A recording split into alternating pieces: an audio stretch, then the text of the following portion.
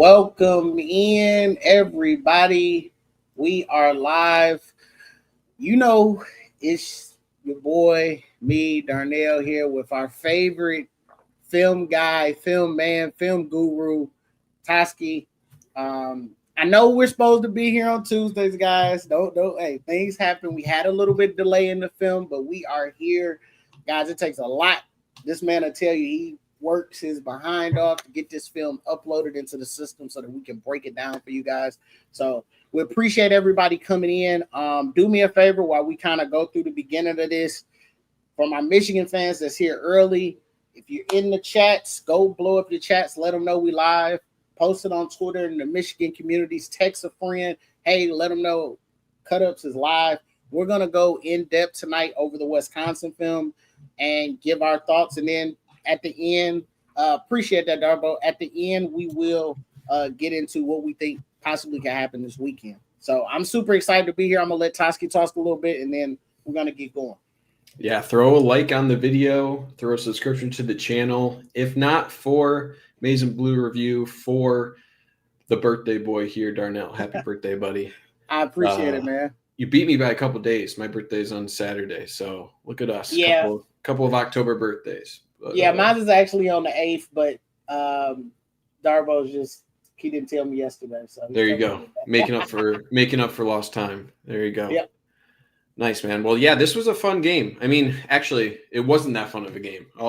Like it was you look at the spread, I think it was like 17 points or something. It ended up coming right around that, outside of that kind of, weird end of game scenario. But I mean, the run game, I think, was a bit difficult to get going, a couple chunks here, but Wisconsin proved to be a pretty worthy opponent there. I think we saw a lot of things from Marsh. I think we were expecting more from the defense in terms of pressure, but I think the new quarterback for Wisconsin, he was sharp, man. I was really impressed with his play. So yeah, I mean, I think Michigan got a handle of things early on. It was a little annoying, I think, for the most part. It was hot as hell. I was there at the game. Oh, okay. Brutal, man. 85 degrees. I was like, oh, it's going to be, early October. Perfect time of year to go to a football game. And I was just sweating my butt off. So, yeah. But no, I mean, I think overall, this is a sort of game that is good for Michigan. Force them to get a little bit more in the pass game.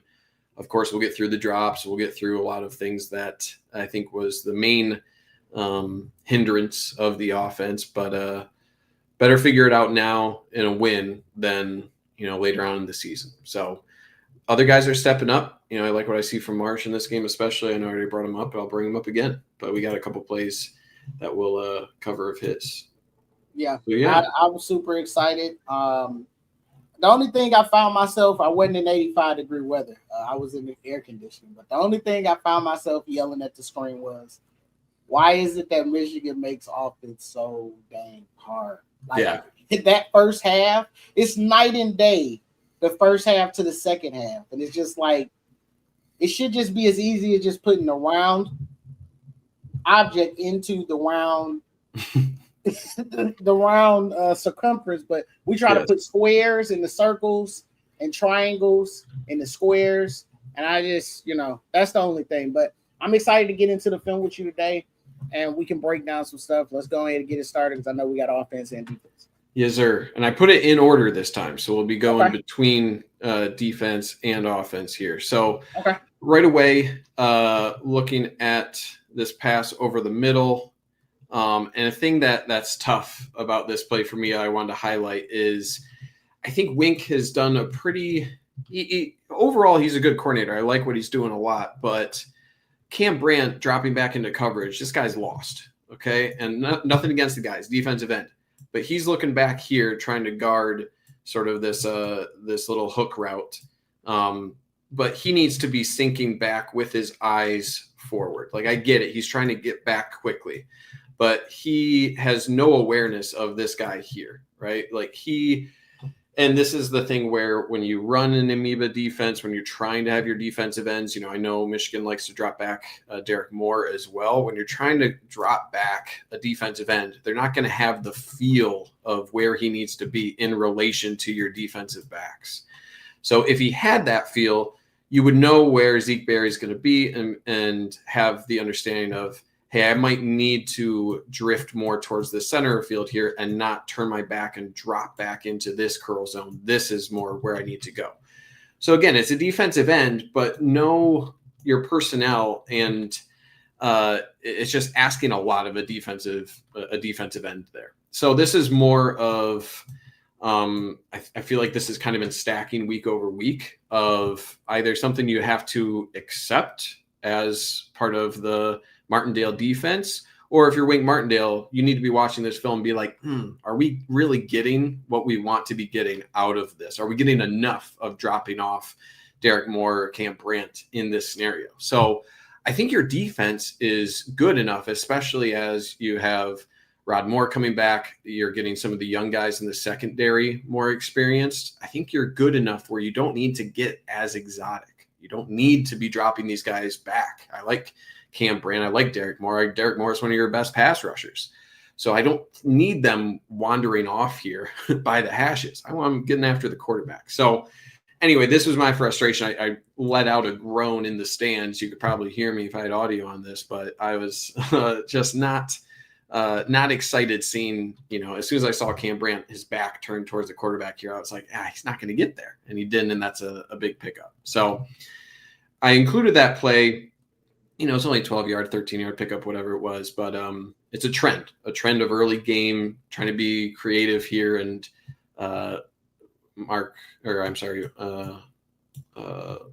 defense coordinator Wink Martindale is getting his lunch eaten here. I don't know, just not it's never paid off at this point yet that I've seen for it to be worth it. Okay, so I think one of my biggest issues with this play, just from the start, right? Sure. If we're gonna come out in this formation and we're gonna send a blitzer, to me it makes so. The way that I kind of look at this compared to what I see like a Britt Venables run, right? If Brandt is supposed to be checking that guy coming into that hook or across the middle, he should never engage with the tackle at all. Him engaging with the tackle slows him down. Right. And so I don't think that even if he sunk back, he would have been able to get over there quick enough, because he acted like he was coming and then turned around to take pursuit. And I think he should have just took off. Like as soon as the ball is hiked, you go to your zone, and he probably would have been able to play better defense on that. Yeah, if you want to argue, take one step and then go back, maybe that. But he's taking 3-4 steps there, engaging, and then going back. You're right. He doesn't have the speed. It's not his, like, if he wants to get back, I would say you take one jab step and then get back, and that'll allow you to keep your eyes.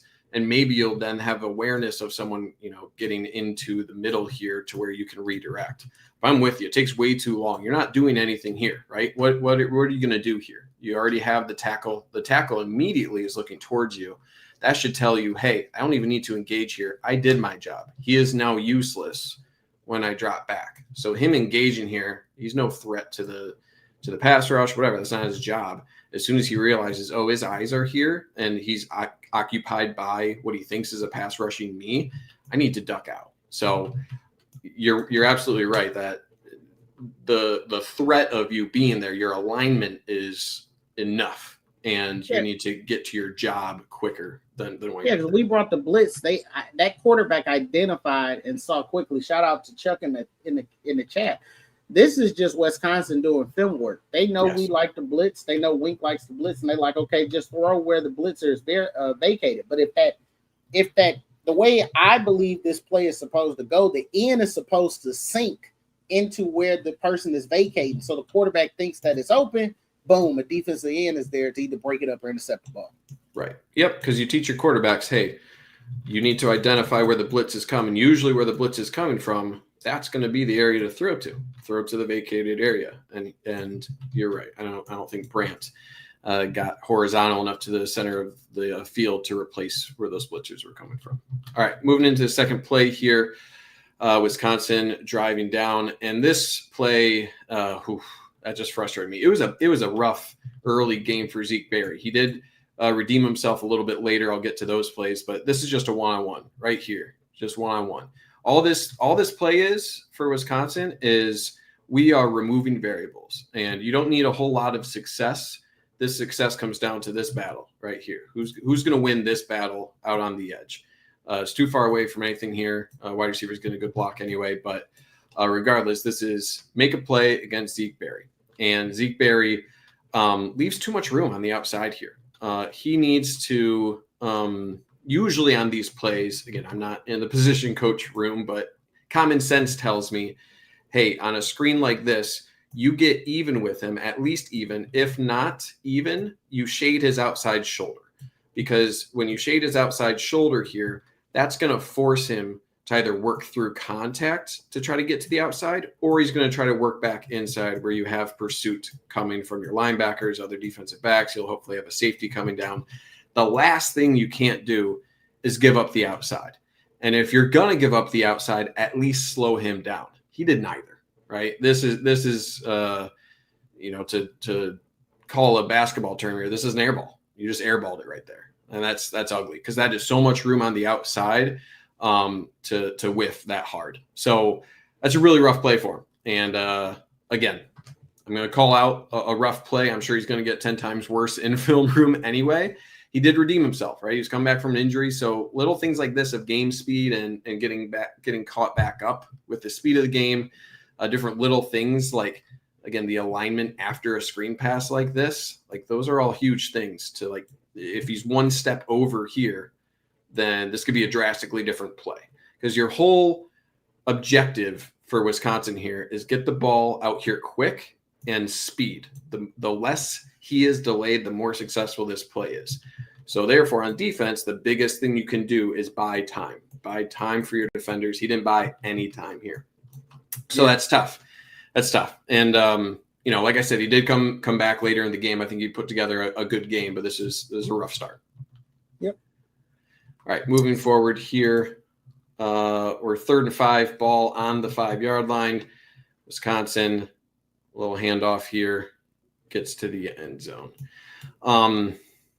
Nothing too crazy on this play. I would like to see a little bit better job from 44 here. That's Damon Payne, your 3-tech here on the left side. He is getting double teamed, but he is usually you want to see those guys at least stand up to the double team. It's a hard job, right? I would be on my back, but he's doing okay. I would like to see Ernest Hausmann be a little bit more decisive here.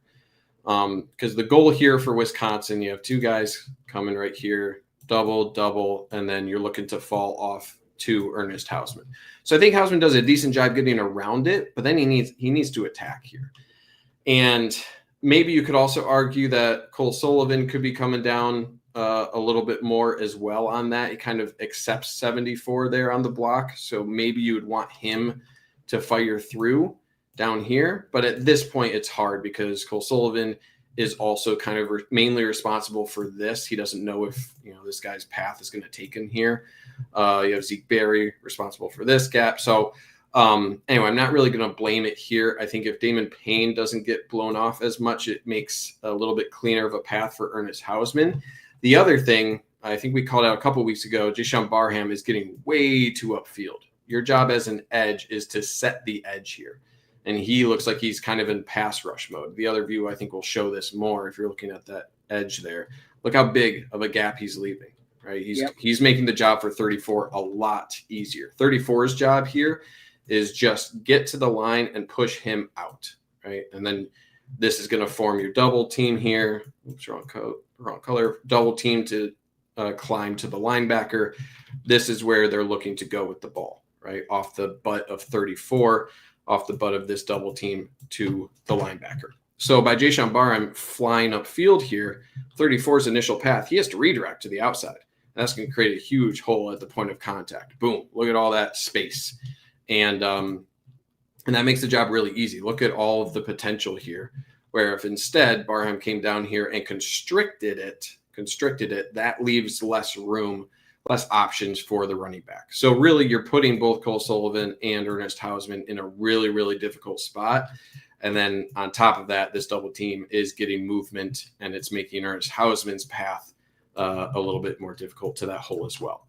So a couple things, right? It's not standing up to that double team. You missed Kenneth Grant in that situation, and then your edge player being a little bit too aggressive upfield instead of taking on that fullback and trying to push him down the line of scrimmage. So yeah, man, not a good first drive. And you were talking before we went live here, Darnell. Michigan has not been great in the first drive on defense.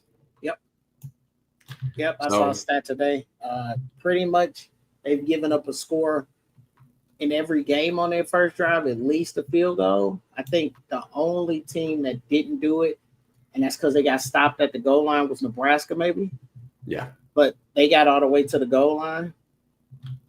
Yeah.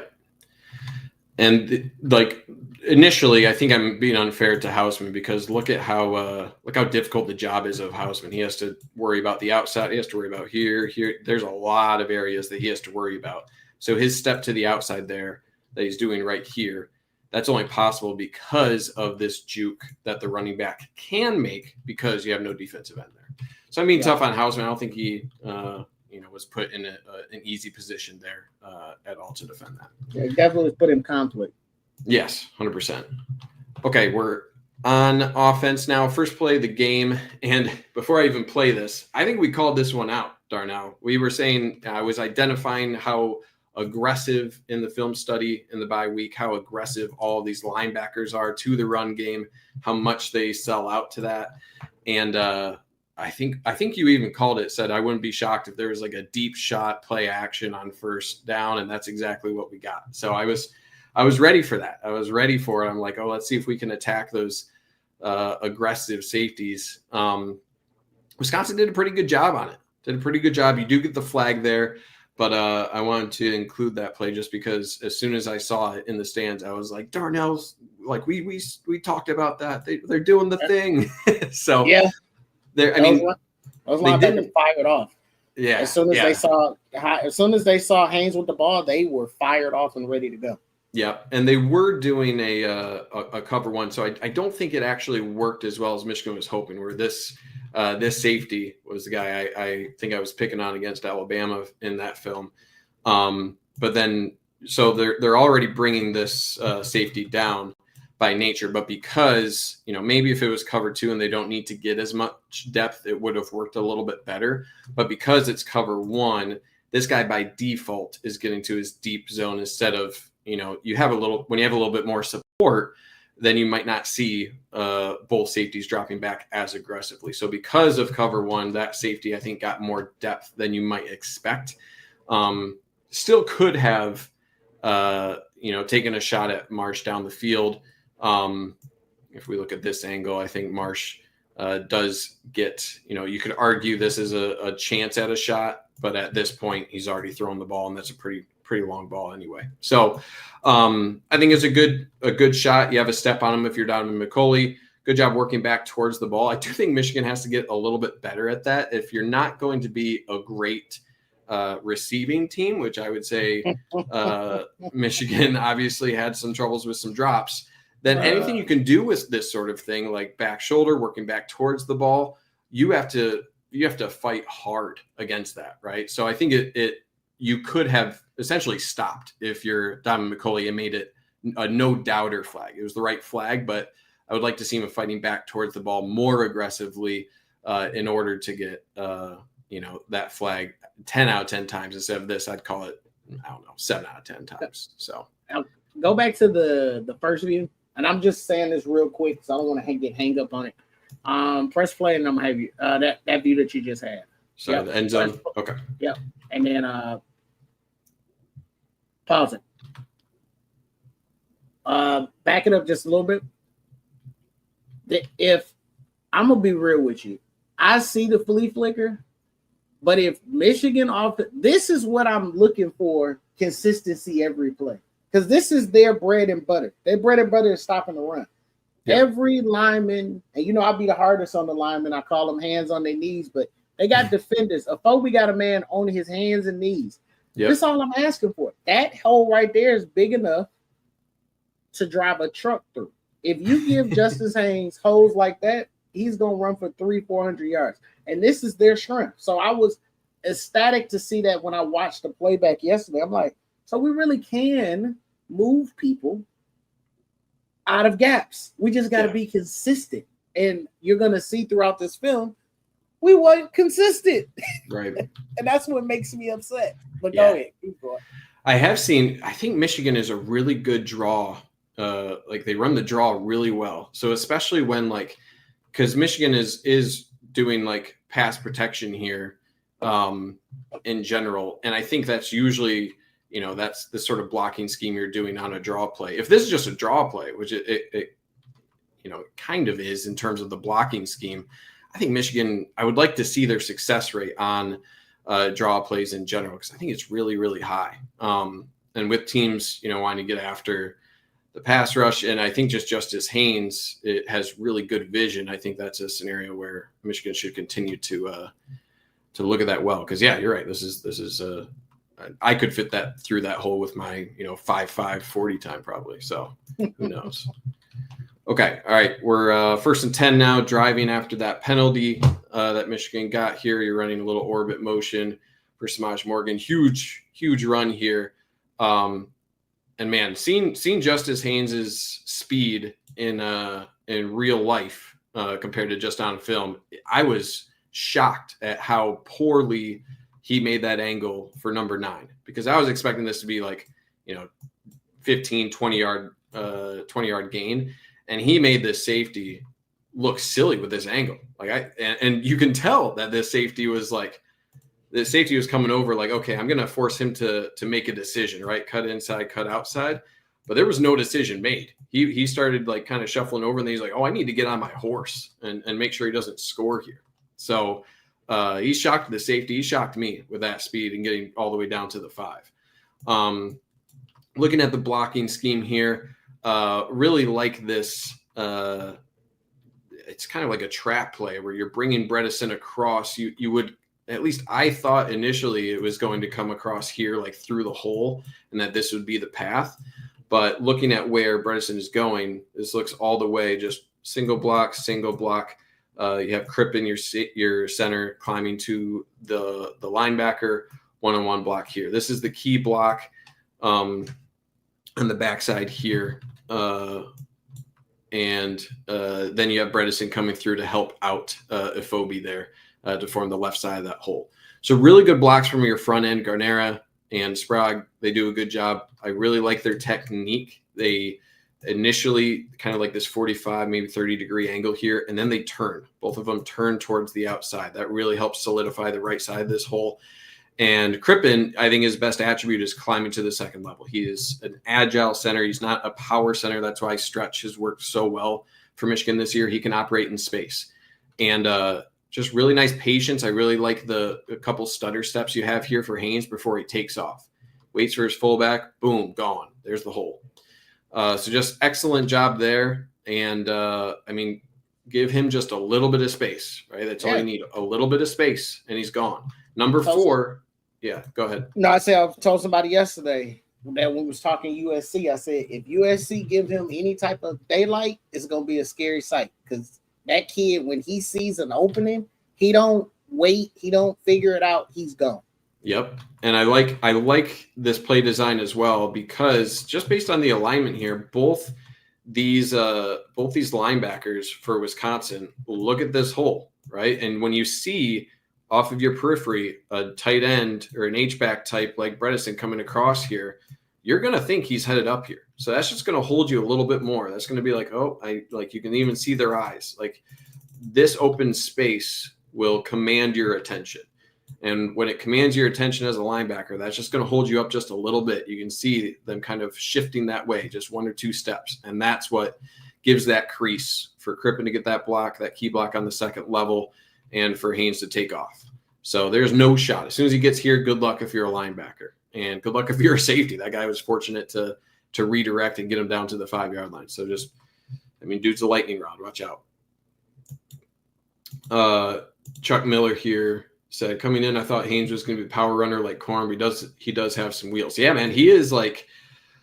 It's a shock that he's not a part of like the Heisman discussion right now, because I still think he's had every single game over 100 yards, including against Oklahoma. Like he has the Blake Corum 2022 numbers. It's just, if Michigan were a top 10 team, probably would be, but unfortunately it's kind of a popularity contest. But with Michigan's schedule, I mean, I think it'll be part of the discussion later on this year for sure, if he keeps this up. Okay, 2nd and 2 here, ball on the 2-yard line. Just great bounce. And I think Michigan has done this quite a few times. And in the past, Michigan has almost always just kind of, I think Blake Corum was exceptional at finding spots to sneak through on the goal line.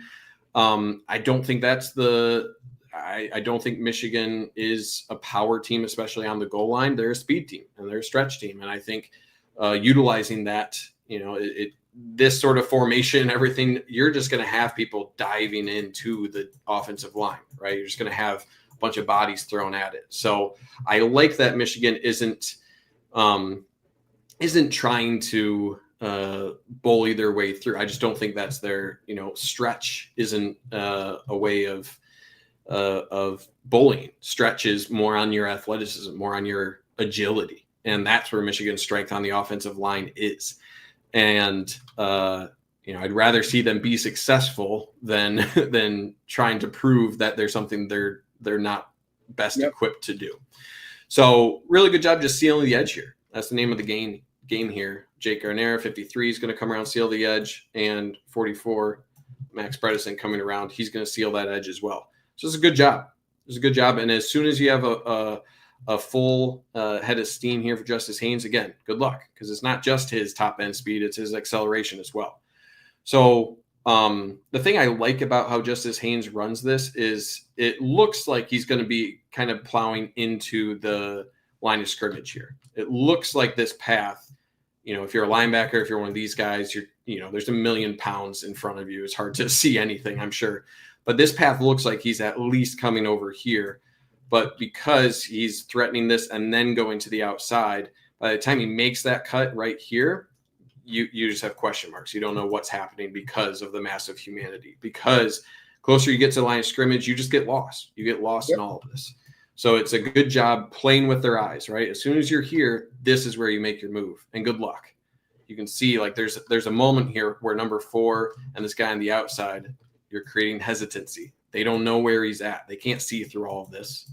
They're not 7 foot tall. Like you can't see that. So it just works out to Michigan's advantage to do that. And it's just good execution. It's really hard to stop that. The only way you can stop that is if you are sending defenders to the outside here. And guess what? If you're sending defenders here for the potential of this, then you're gaining numbers on the inside. So you're fighting a losing battle here. And I like that Michigan is, not trying to plow their way through. That's not their strength this year. It's stretch, it's draw plays, it's different things to take advantage of their speed, both with your offensive line and your running backs. Okay, moving into second quarter here early on. Second quarter, I think we're back on offense. And I didn't like the footwork here on a couple plays for Bryce Underwood. I think he was a little bit squirrely in the pocket, but got to catch the ball, right? I think this was 3rd and 3, 3rd and 1. And the reads seem to be correct here for Bryce Underwood. Just looking at the eyes, it's looking like it's cover 3 to me. Looks like you got 3 over top here, but just simple zone. Looks like you're covering out to the flat. Hook, curl, flat right here. So the eyes for Bryce Underwood are kind of going across the field this way. And so it looks like he gets to his 4th read here, and it's at Max Bredesen. You got to catch that ball. At first, I was like, oh, he might have gotten it, like batted out of his hands or something. But nope, this is just a straight up drop. So you got to catch that ball. That's right where it needs to be. He's worried more about turning upfield. This is a 3rd and 7. Sure, worry about going upfield. This is a 3rd and 1. Catch it and go down, right? There's no need to be turning your head here and thinking about what comes after the catch. Catch and go down. That's it. So that's tough. The only other argument you have here is, and this isn't a real argument, I'm just saying you might have had something if you want to throw the leak here, but he's working across his field and he finds a nice little, they call this like a triangle in the zone. So it's a good job of Max Bredesen finding that sort of center point of that triangle within that zone. So I like what Max Bredesen did, stopping that route, finding that sit place for him, delivers a good ball. Just got to finish it, man. And these are like the little things where you are encouraged, if you're watching this, of you had it. You had the yardage you need. You have everything you want for the play to be successful, but you're just not executing. And if it were earlier in the season, I'd be less concerned. At this point, you're 5-6 games in, and you're continuing to have drops. At a certain point, it's not an exception; it's the rule, right? It seems like this is a common problem. You're trying to just find hands at this point. So that's why Michigan is continuing to look towards younger options, guys like Marsh. And I think that's something you just got to continue to drill. Yeah. Browder supposedly is going to play some this week. Can you go back to the wide view real quick? I just want to point something out to David. So at first, when I first watched this, David, I thought the same thing. Press play right quick for me, Toski. All right, press pause. You're saying he had one in the middle if he didn't drift to his left. The problem with that is that person that you're talking about is McCulley. That's probably the 3rd option in the read. Yes, he probably could have thrown it to him, but look, he's going to have a defender over his back and another defender converging. And I don't know if you want to put the ball there because, maybe that person comes and breaks it up. I think the read was right. I think if you're Bredesen, you got to catch that. I don't even know if I want him swinging it out to the running back because that guy is protecting the flat. So maybe the running back gets there, but it's just on Bredesen. He has to catch the ball. There's no ifs, ands, buts about it. Yeah. And I've heard that too, Chuck, and I'm going to say this with the most PG way. You are a receiver, your job is to catch the ball. I don't think he's throwing it. And usually when you throw with velocity, quarterbacks will tell you they're throwing it that way so that you have enough time to get upfield. And that's why they put a little heat on it to get to you faster. That hit him straight in the hands. He just has to catch it. Yeah. At a certain point, you just got to say, catch the damn ball. That's it. And that's what that one comes down to. I do agree he was like a little bit squirrely in the pocket. I do think he was trying to roll out a little bit early, but regardless. Yeah. Okay. 1st and 10 here. We're a little bit later in the second quarter because that was 3rd down. Michigan got a punt. So a couple punts here. This made my eyebrows raise, kind of like they are now. Little play action pass here, and you're hitting this young guy down the sideline. What a catch. Yeah.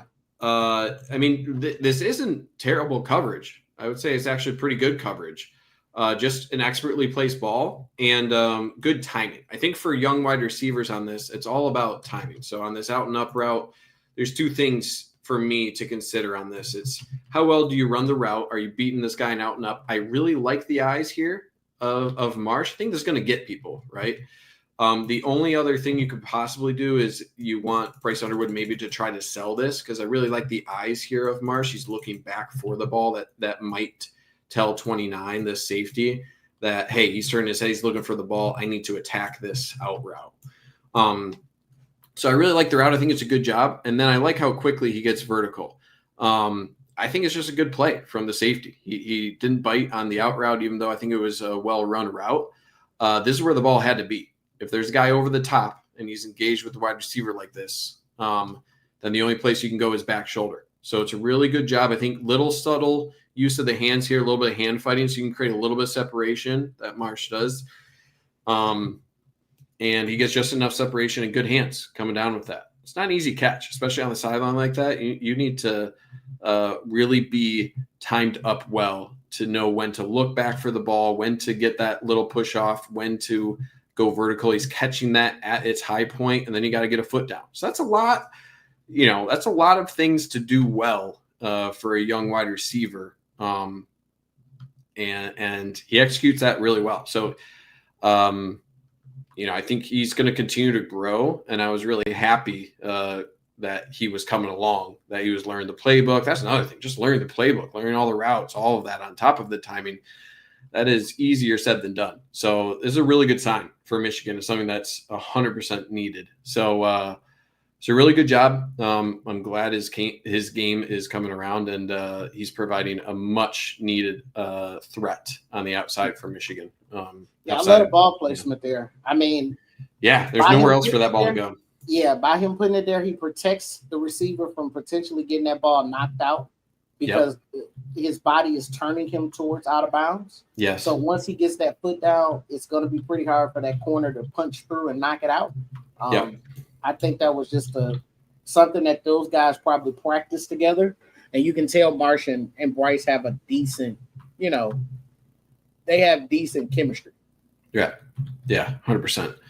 And this is like, when I saw this, I was like, that's an NFL play right there, because you can do everything well, but you have that split second for 29 there on the defense to get his head around and try to get his arm in there. Like you said, his arm is even in there, I think, but he doesn't have the leverage because of where that ball is rotating Marsh's body, as you said. So this is just, I would put this in the impossible to defend category. And when the offense is executing like that, you're out of luck if you're a defender. Yeah, Chuck, he's probably running, that receiver on the back end was probably running what they like to call, and I'm pretty sure you've heard them talk about it in the NFL, a for the love of the game route. He's probably just running a streak down the field. Yeah, he was open. If that was locked up with Marsh, maybe Bryce gets back to him. But you can tell that Bryce's whole time he was going on that out and up. Out and up route. Yeah, and I think I swear I'm not saying this to pat myself on the back or anything, but when I saw a lot of these plays, both with the flea flicker and the sort of out and up, I think they were attacking 29. He was the guy consistently against Alabama that we were seeing get beat. I think they were going after him. So to your point, I don't see Marlon Klein running a route here that looks like he is expected to be thrown to. That route combination on the top of your screen, that looks like something that is designed to go out and up all the way, and that's where Bryce Underwood's eyes are going all the way. So I think they're trying to pick on 29. They thought they had an advantage there. I'll give him credit. He covered that pretty well. Yep. Okay, 2nd and 5 here. Michigan now driving after the big pickup to Marsh. Big sack here for Wisconsin. And this is just a couple things that weren't done very well from Michigan. I think there's a loop on the right side here that I'm seeing between 15 and number 4. Number 4 is looping to the outside, 15 going to the inside. Not quick enough on your left side there between Afobe and Link. I think they do a decent enough job. I think Link takes one too many steps to the inside here. You have that communication probably of, oh crap, here comes 15 to the inside. And Evan Link just has to pass that off a little bit quicker to redirect to the outside. So he does, get a little bit of number 4 there. He gets a little bit, but that does start to flush him in the pocket. So that's kind of like, to me, I'd say that's not great. I wouldn't say it's terrible. On the other side, you have a one-on-one block. You have this linebacker coming off the edge, or it might be a defensive end. I'm not exactly sure, number 0 here. They have one-on-one. They've identified that is going to be who Jordan Marshall picks up in pass protection. He doesn't do an excellent job. I'd say it's a pretty good rush from that linebacker. He gets enough of a body on him to force him upfield. At this point, you do have Bryce Underwood needing to step up because of that pressure on the outside from both of those edge rushers. And then the last thing is another little gaffe on the inside here between Crippen Crippen and Jake Garnera here. So I think this defensive tackle, I think it's number 31, 31, is kind of doing this sort of similar loop to the outside or twist, where he's kind of attacking this gap between your center and guard, and then 68 is trying to work around it. So 31 just able to leak through here. So when you add in the edge pressure with 31 able to wedge his way between those two interior offensive linemen for Michigan, there's nowhere to go. And I think we'll have a later example, maybe, I'm not sure if I included it, of there being edge pressure, at 8-9 yards where Bryce Underwood is able to step up.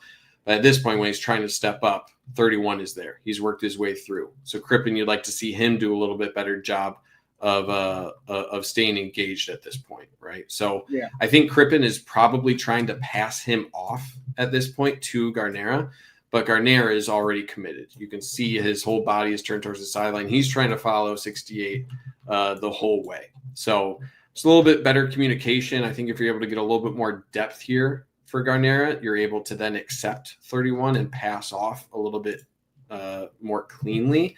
But because he's kind of following him, that's going to create a little bit of a gap between your guard and center that there for someone to slip through. So the key thing when you're looking to pass off a game here is to stay connected. So I think it's actually a good example over here of Link and Ifobi are pretty connected here. They're not letting anyone through.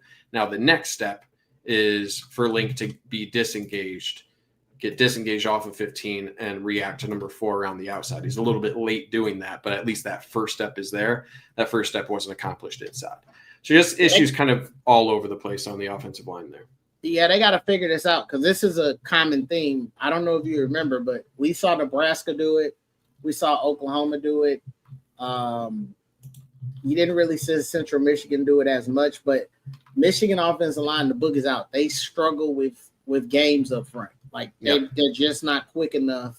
And I'm pretty sure if we're seeing this, DeAnthony Lynn is probably with him running that Baltimore wing style defense, he's gonna throw some games and some blitzes at Michigan, which I hope that they'll get prepared for, or they've been prepared for this week, because I think the team is now in flight to California. They flew out tonight, so hopefully they stress that this week, trying to figure that out. 100%. Okay, we got a stretch of defensive plays here. I think Michigan stalled out on that drive. I think it was the missed field goal, right? So that's why game is still tied here. And I mentioned Zeke Berry was struggling early. This was him kind of reestablishing himself on the outside. So this is another route where it's a quick play action. This is all about just getting the ball out there quickly, one-on-one, beat your guy. And if you're Michigan, you'll take this. It's a good throw. It's I think it was 2nd and 9 here. This is a 3 or 4 yard pass, but really good, convincing reaction time from Zeke Berry. And I like the angle he took here. There's no hesitancy. Eyes on the quarterback here. Gets out, boom. So I like how his eyes shift from receiver, quarterback. He sees the ball, boom, attack that outside hip. So I think he probably was maybe a little bit, tentative or not that confident coming back from that injury. And now, he's had a couple of drives. It's in second quarter now. He's able to get that confidence back, because that's a confident play. You're on an island out there. So to react that quickly, come downhill, attack that outside hip, really good tackle. And you can't ask anything better. So I just want to give him his flowers, because I was kind of hard on him. So, I think that's the thing where, in film, this isn't that exciting of a play, but when a guy shows something early that I would consider, a negative play, it's really important to see them bounce back. How quickly can they get that out of their head and say, yeah, I can, believe in myself and come back next play, be a goldfish out there. Right. So that's what I wanted to show here of Zeke Berry being a goldfish.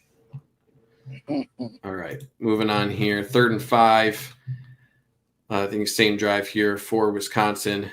And This is a huge run that, again, a little bit of trying to do too much if you're Jayshon Barham. And it looks like this is what Wisconsin's game plan against Jayshon Barham was. I think this other view probably shows it a little bit better, at least on what he's doing, right? It's 3rd and 5. At this point, you have two guys in the backfield. Both Rayshawn Benny and Jayshon Barham are going to teleport their way into the backfield, and somehow you're not going to blow these guys up. So if you pause right here and you say, this is a run play and it's going to get 15 yards, I'm going to look at these two guys and be like, you're crazy. The issue here is, okay, you got here. You got here if you're Jayshon Barham. Slow down. I get it. You want to come flying. If at least you're going to come flying, fly through the running back into the quarterback. The issue is both Rayshawn Benny and Barham are attacking the quarterback. No one's attacking the running back here. So, I think this is part of the scouting report for Wisconsin. Will continue to be until he plays with a little bit of discipline here. Know your role, right? Know your role. If you're able to get through this quick, that easy, it's kind of like a screenplay. There should be alarm bells going off. Why'd they let me through that quickly? Now, for Rayshawn Benny, that's just an elite swim move, getting in the backfield there. So Good on him. He just wasn't in position based on where the run was going. But for Barham, okay, you got through, alarm bell should be going off. It shouldn't have been that easy. So if he's able to get into, what I'll call just a football stance, just slow down a little bit and notice he has the ball and he's trying to go outside, then you might not be able to make the play, but at least you're going to either extend him or force him back to the inside, which guess what? You got bodies here. So for as elite athleticism that Jayshon Barham brings, it can be used against you. And that's what Wisconsin is doing here, because you're gaining a number here because Barham is taking himself out of the play. The other thing that I think is a misplay here is Hillman and Berry are both occupying the same gap. What I mean by that, he's going upfield. You're bringing this to the outside, right? Say that's the initial area that he's attacking. You have both Hillman and Zeke Berry attacking this outside. Shouldn't be the case. You're firing down way too fast if you're Hillman. You need to essentially replace the linebacker here, because as you have Barham going in, with his hair on fire, you're replacing here with a linebacker. You are essentially replacing the linebacker here because of where the linebacker is going.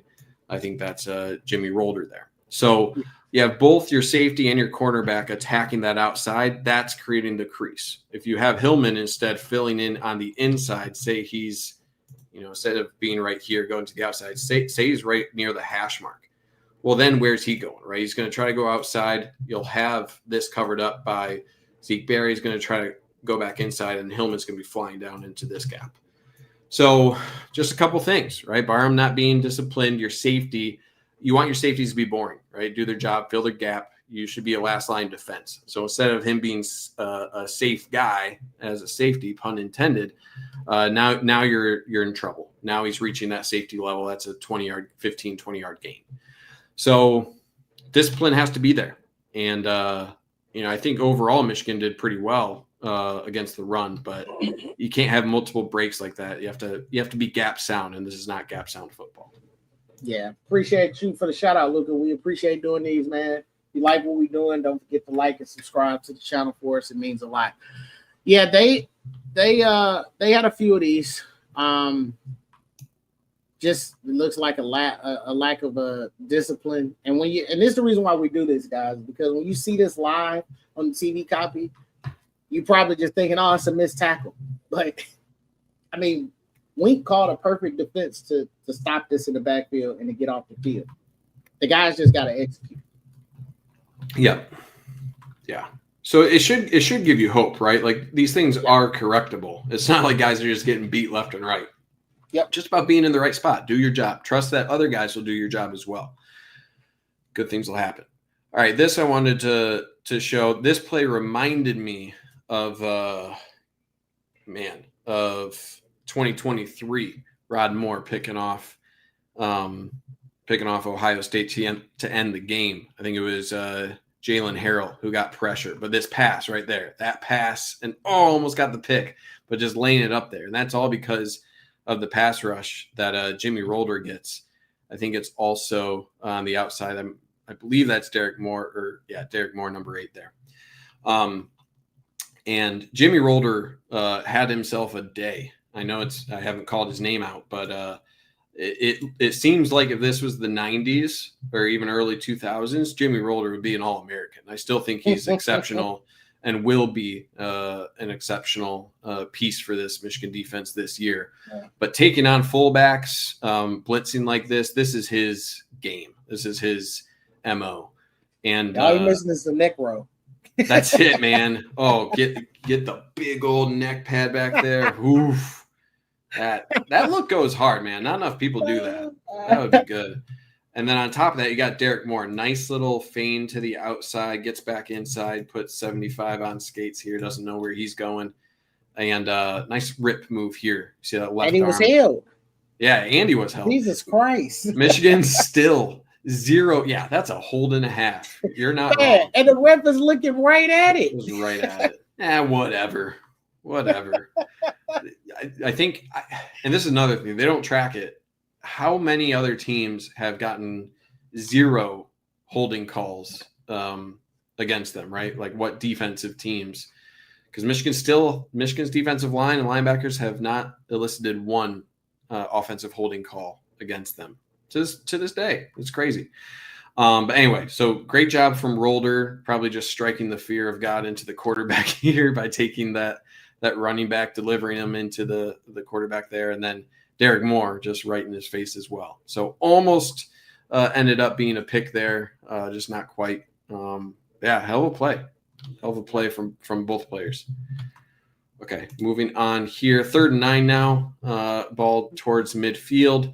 Rod Moore going to do Rod Moore things. This is just – and this is the sort of play – I was kind of quiet. I didn't want to bring up anything coming into this season because I didn't know physically where Rod Moore was going to be. Mentally, I knew that his value in being the quarterback of the defense, so to speak, his football mind as a safety was going to be valuable for this defense. But how would he return physically? That was a long, long road for him coming back from that injury. He's got some acceleration here, and there's a play later on where I stood out of my seat on how quick he came down here. But this is more on his football mind where he can sense it, right? He's seen everything, and that's all that I want you guys to look at on this play. He's seen everything go this way, everything going this way.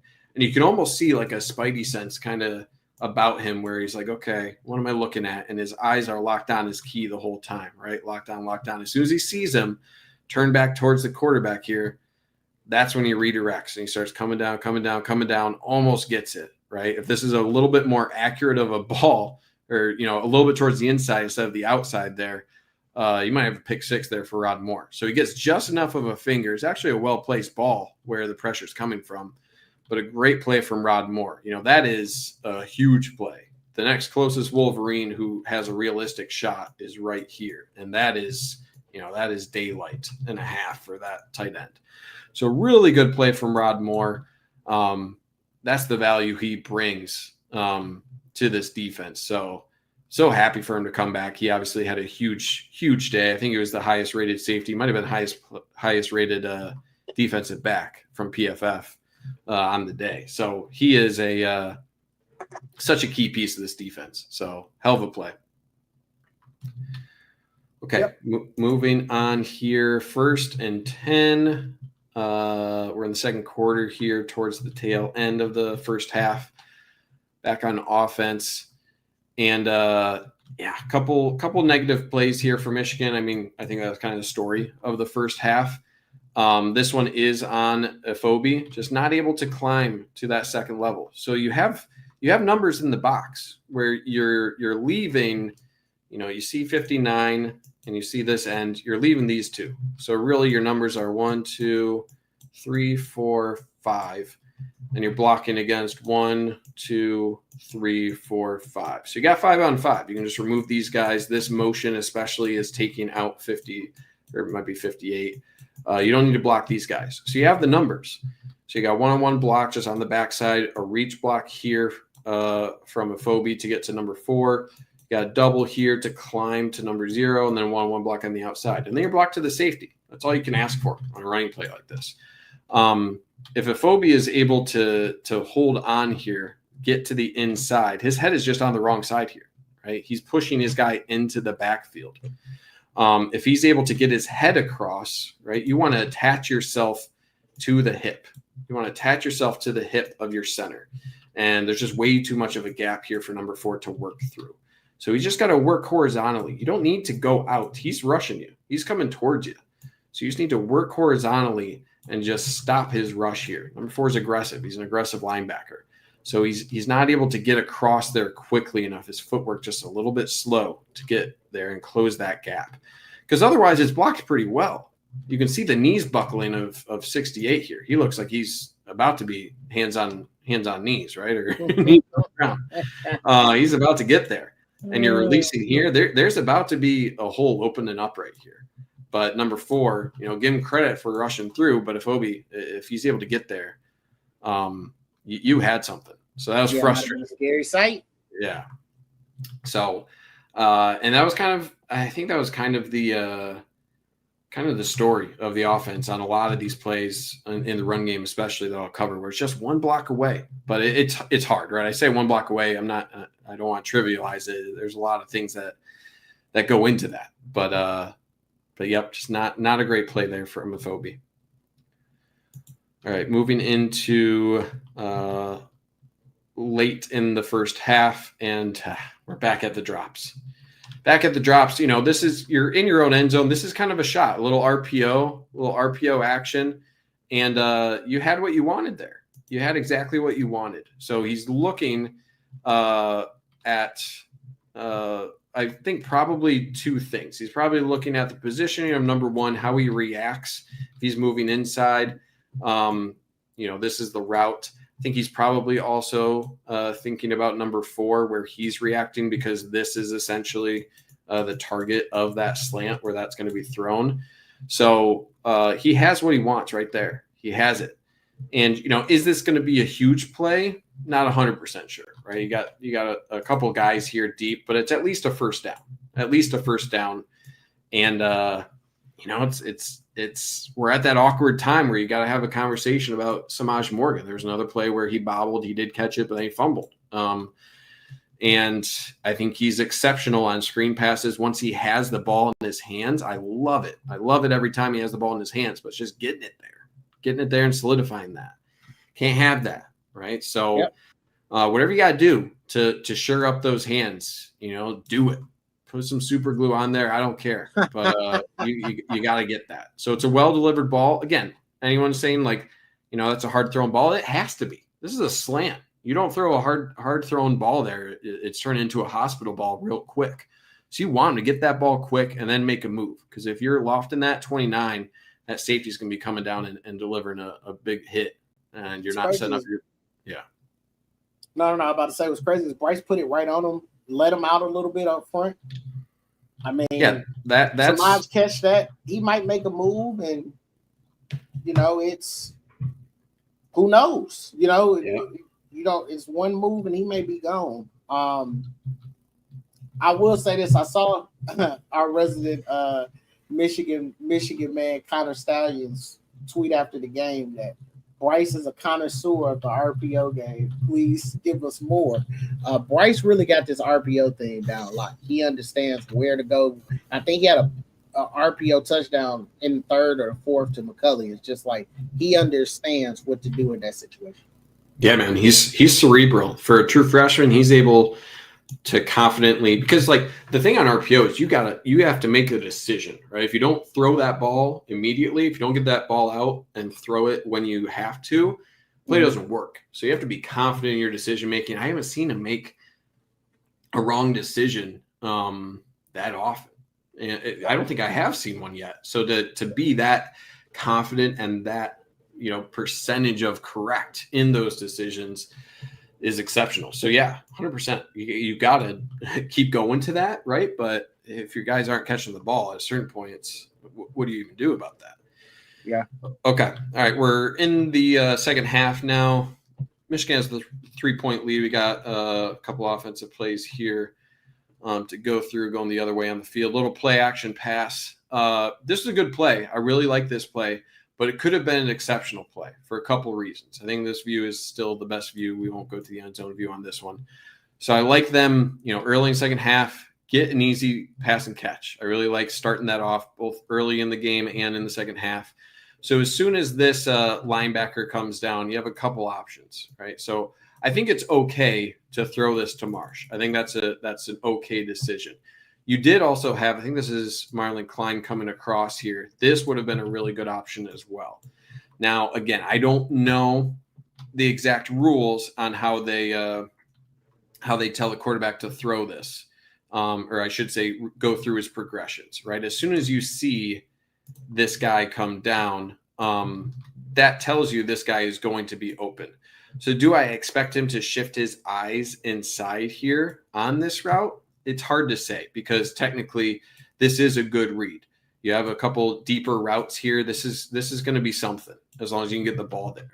So I can't really be mad of Bryce Underwood not coming off of that read, right? Making that decision. Seems like his eyes never shift towards the inside, but Marlon Klein, I think, would have been a big pickup here. So that's number one. That's number one of I can't argue with the decision here because that seemingly is his first read. And I like how he delivers this ball. I think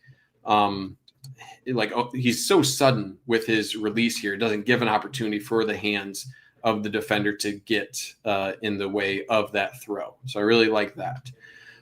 So that's number one. Number two, as soon as you catch this ball, I think this is just a young receiver not seeing the potential of the big play. What I mean by that is if you know they have Marlon Klein coming across here and you're kind of surveying this, right? I understand the initial path or the path that he did take up the sideline. That makes sense.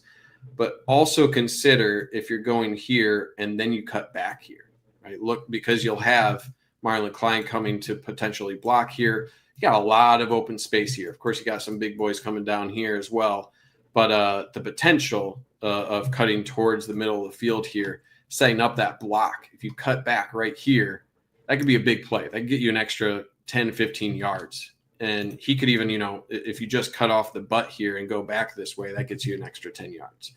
So still a good play, right? Still picks up first down here, still a 15-yard play or so, but could have been a little bit better. So not really faulting anyone, right? It's a successful play. You don't fault anyone for making a successful play like that, but little things that could have been a little bit better. So, in the film room, I bet they're going to show this to Marsh and be like, hey, do a quick surveillance of the field. As soon as you recognize you're open here and that you got something, after the catch, you can do a little bit more here. Good job by Marlon Klein looking for that block, and give a couple more weeks for Marsh. He's still young, but those are little things that he can improve upon.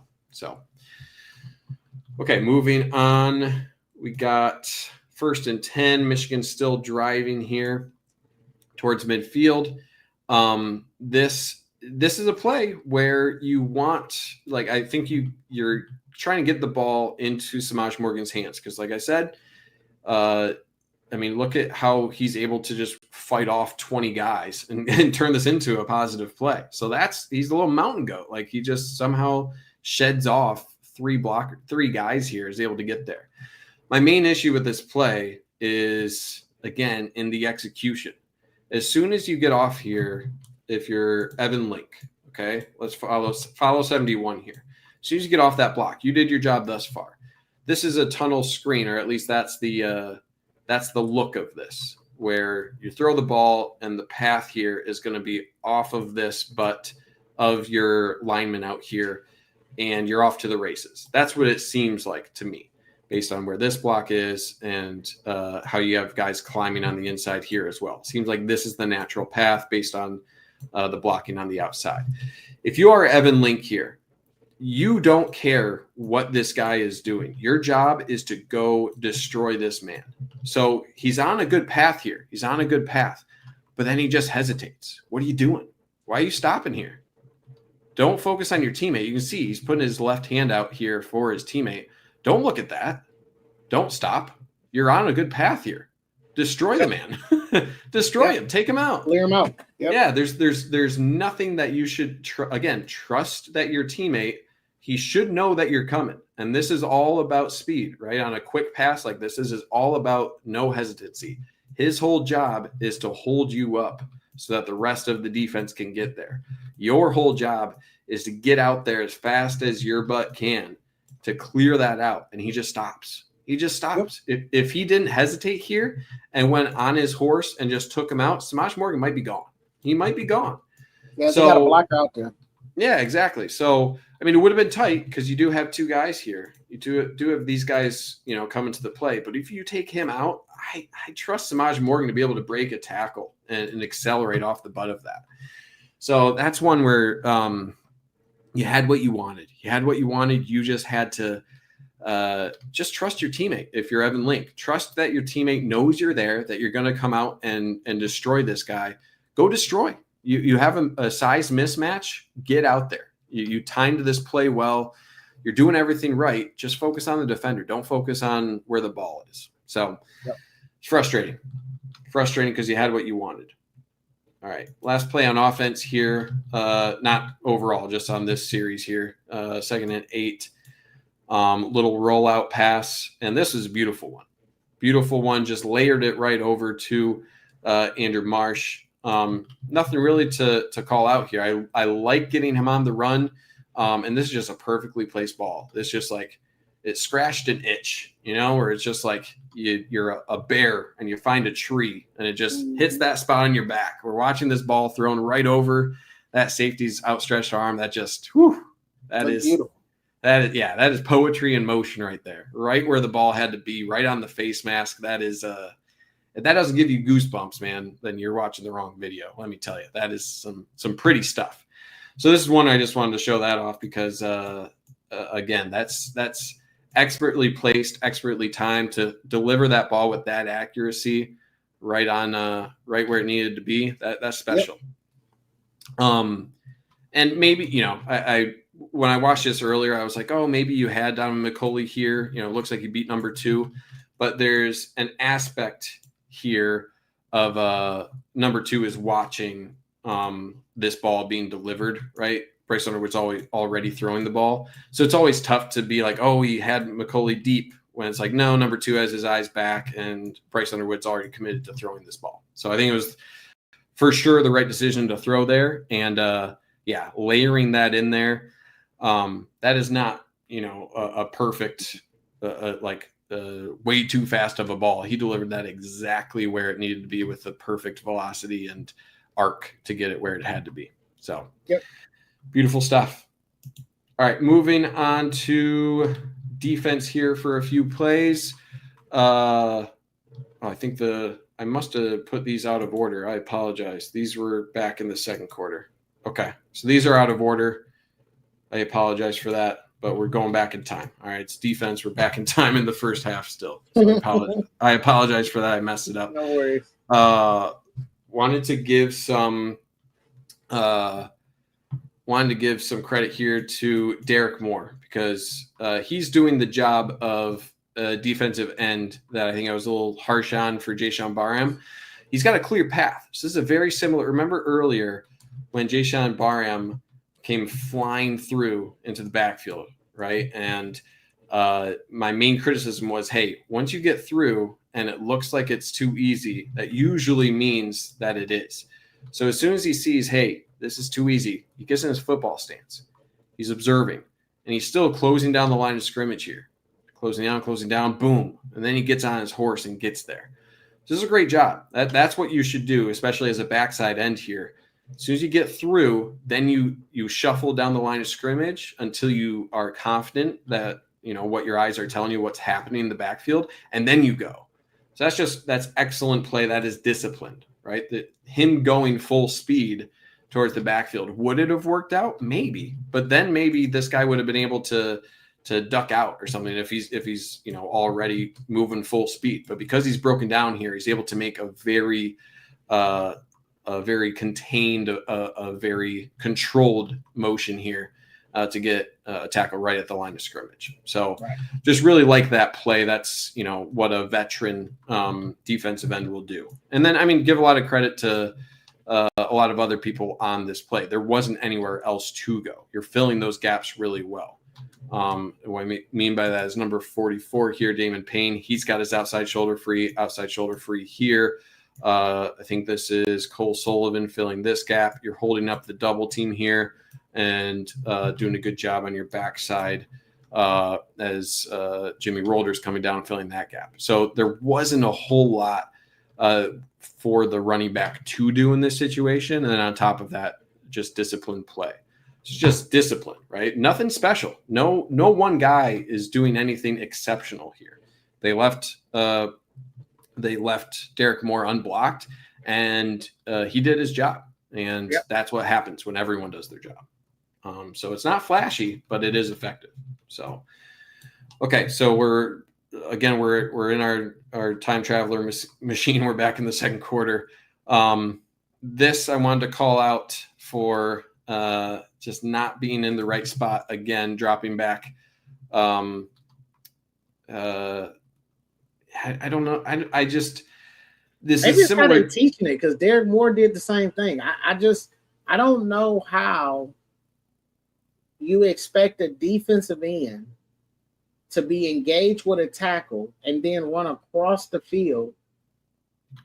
Yeah, you're trying to get him to engage here and then get back out here, but the timing just doesn't make sense. You're clearing out your linebackers. It's such a long developing blitz. Look at it looks like even I don't know. It looks like Cole Sullivan here. His initial, you can see by his eyes, he's trying to see if this guy's going out on a route and that he's going to follow him out if he does.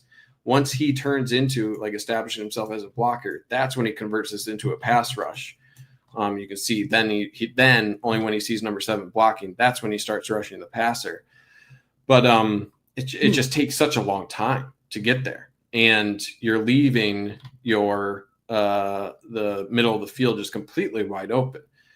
So yeah, I don't know why they're teaching the defensive ends who are supposed to be dropping back into that area.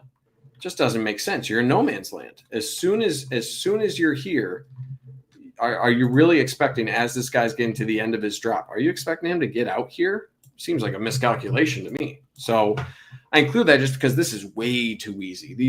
That's the easiest 10 yards you're ever going to get right there. No blitz is really going to get there that quick. So you don't want to get that to USC, because if that's Makai Lemon, that might be a house call, or at least another 10, 15 yards. 100%. So I think I put that mainly of like, I just don't get it. Like, you're not getting the value. I haven't seen the payoff for doing something like that. Okay. So this is, before when I was saying, Barham being uncontrolled in the backfield, whatever, isn't a good thing. I mean, sometimes it does pay off, right? But I think this is him actually just absolutely destroying this tight end. So I think this tight end is supposed to be blocking him. At least that's what it seems like. He didn't do a great job, but Barham's able to work outside and go down the line of scrimmage here, and just absolutely blow this up. So anyway, I want to include that just to prove that, hey, I still really like Barham. I think he's still an incredible edge. I think he's still a little bit raw.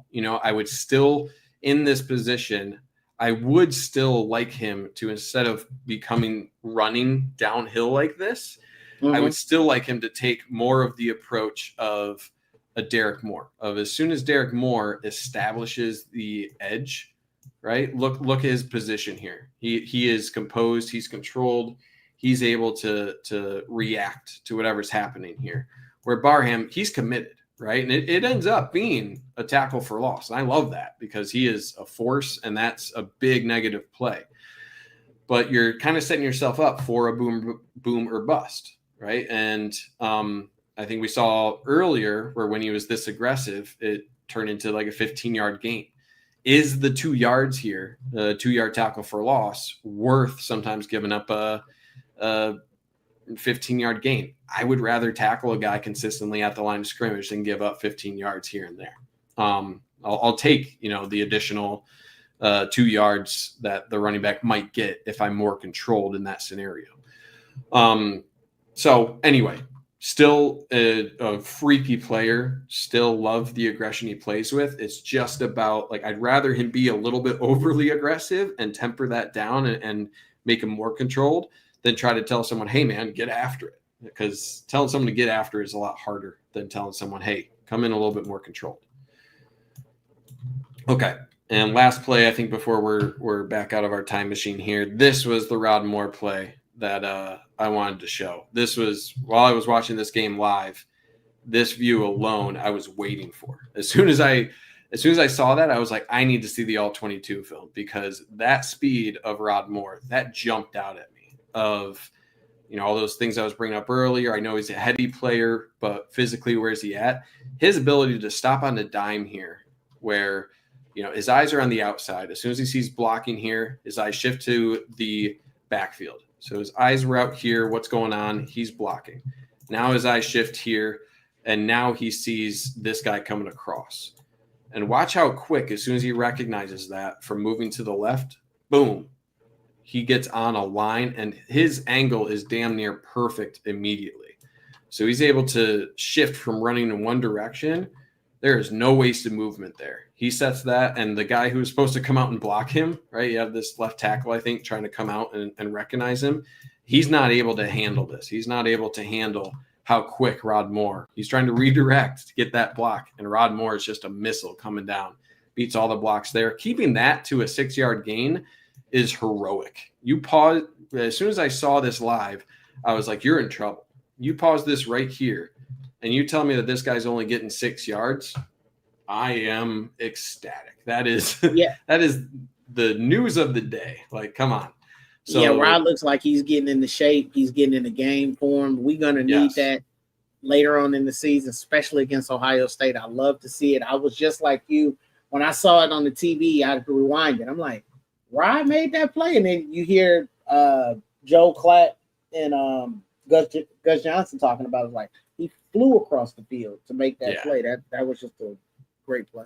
Yeah, that's a freaky play. And Darboh said if Rod stays healthy, he could still get drafted. I mean, if he's showing this physicality, if he's showing this speed, and he's able to bring up his snap count as he gets back into playing shape, he's a first 3-round draft, like maybe second round draft pick, because with the cerebral aspect that you need in the NFL, if he's back to physical health as well, I mean, he was already an exceptional player. So sky's the limit for him. Like, I'm just really excited to see him there. Okay, I think we're back here, third quarter, driving here for Michigan, and this was one of the first few plays where what's your hands on knees? What I mean, yes, hands on your knees. Hands on your knees. I mean, that you're lost if you're Sprague. All right. I'm gonna be rough on him because this was a rough outing for him, but he doesn't even slow this end down at all. And that there's a couple plays like this where he got his lunch eaten here. And that is not. I think my O-line coach used to say, that's getting beat like a drum. Yes. Yeah. So, I mean, give credit. That's an excellent move, but this is not a, you want to, if I were Sprague, I'd be trying to break into the film room and burn that tape, right? That's the kind of play there. So it's one of those plays where you just, again, be a goldfish, right? I'll give him some credit. He got back up and he was trying to block still. Okay. I like that. If you're going to get smoked like that, get up and find somebody, right? So give him credit there, but that's a tough play. It's a tough play. Nothing wrong with Oh, man. It was a rough one for Spragues this game. Yeah, it was a rough game. And it happens, right? Doesn't mean he can't come back from it, but you got to own it. You got to own it. Yeah. All right, we're back on defense here. Sorry, I missed the score. I think it's still 10-7 at this point. 10-7. All right, still in the third quarter here. Wanted to call this out. This was good D-line play. Just good D-line play. I really liked how Michigan and Rolder especially attacked this. So it's a really good swim move from your defensive tackle. Who is that? Is that 85? 95. That's Trey Pierce. Yeah, I was about to say I think that's Trey Pierce. I was like, I don't have 85. I don't know who 85 is, but no, Trey Which Pierce. He's been a pleasant surprise because he was buried on Clemson's depth chart, and when we got him, I'm like, no way. But he's been a pleasant surprise. Yep. So really good job there. I'd like to see Damon Payne try to get off his block a little bit more here, but really good swim move there. And then just watch number 30, Jimmy Rolder, just come flying up and take on that fullback. Boom. Just absolutely wallops him. And that's what you need to do as a linebacker. You can't be afraid of that guy. Low man wins, and boom, he takes him off his feet, pushes him back into the backfield. So that is just, I think this view even shows it better. So you're looking at this linebacker right here. Just watch him come down and meet this fullback right in the hole. Just with some force. Ooh, that is great. I don't know about you, but I like my linebackers playing with violent intentions. And Jimmy Roller and Sullivan hit holes with violent intentions. They do, man. Every time I see them on film. It's the same thing for running backs. I like to see there's just an instinct about it. There's an instinct. You can't play with fear, and you have to play with instinct. And as soon as that instinct hits and you're coming downhill, you can't teach it. I do think there's an aspect more in linebackering and running back that you can't teach, that feel for the game.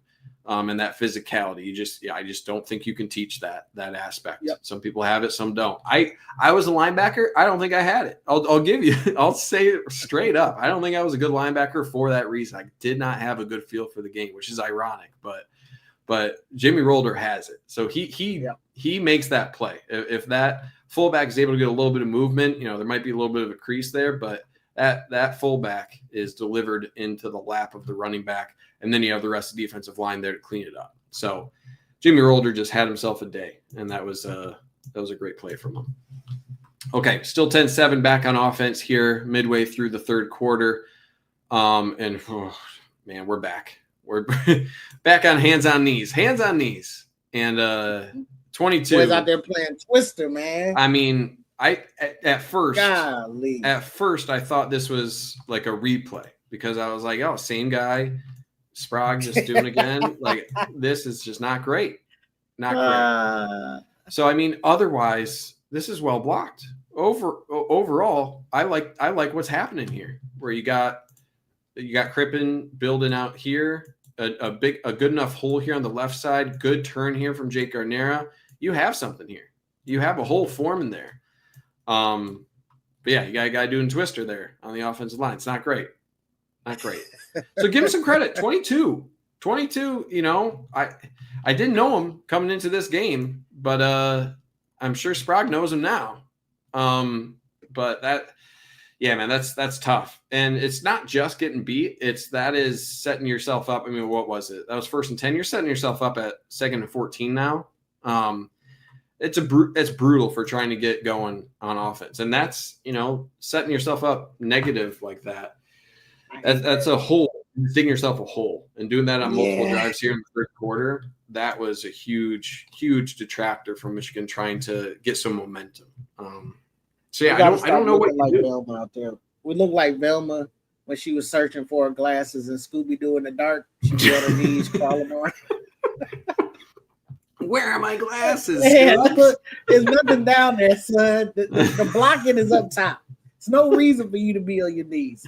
Come on, that's brutal. That's brutal. So we'll see, man. That's a position. That's a player where going into next week's film review, see how he bounces back, right? Because you can take that, and he's gonna hear some stuff in film room, right? How do you respond to that? That's gonna be huge. How he responds to that. So we'll see. Okay, we're back on defense. We're doing a little back and forth here because that's how the game went. Just punt. Not a whole lot going on for either offense. Jimmy Rolder again. Coming down. Ernest Hausman does a good job taking on the fullback this time, and Hausman beats the I think that's the center. Or no, I'm sorry, that's the guard. The guard coming off that double team against Trey Williams there. He's able to beat that and then get a nice ankle tackle there. So, yeah, just a couple, a couple really good jobs here from Ernest Hausman taking on this fullback, and then just good flow here from Jimmy Rolder. Eyes in the backfield, following that, and then able to make that play. So Jimmy Rolder, man, I think he is probably if you're looking at he's a bona fide starter between him and Cole Sullivan at this point. You got three really, really good linebackers.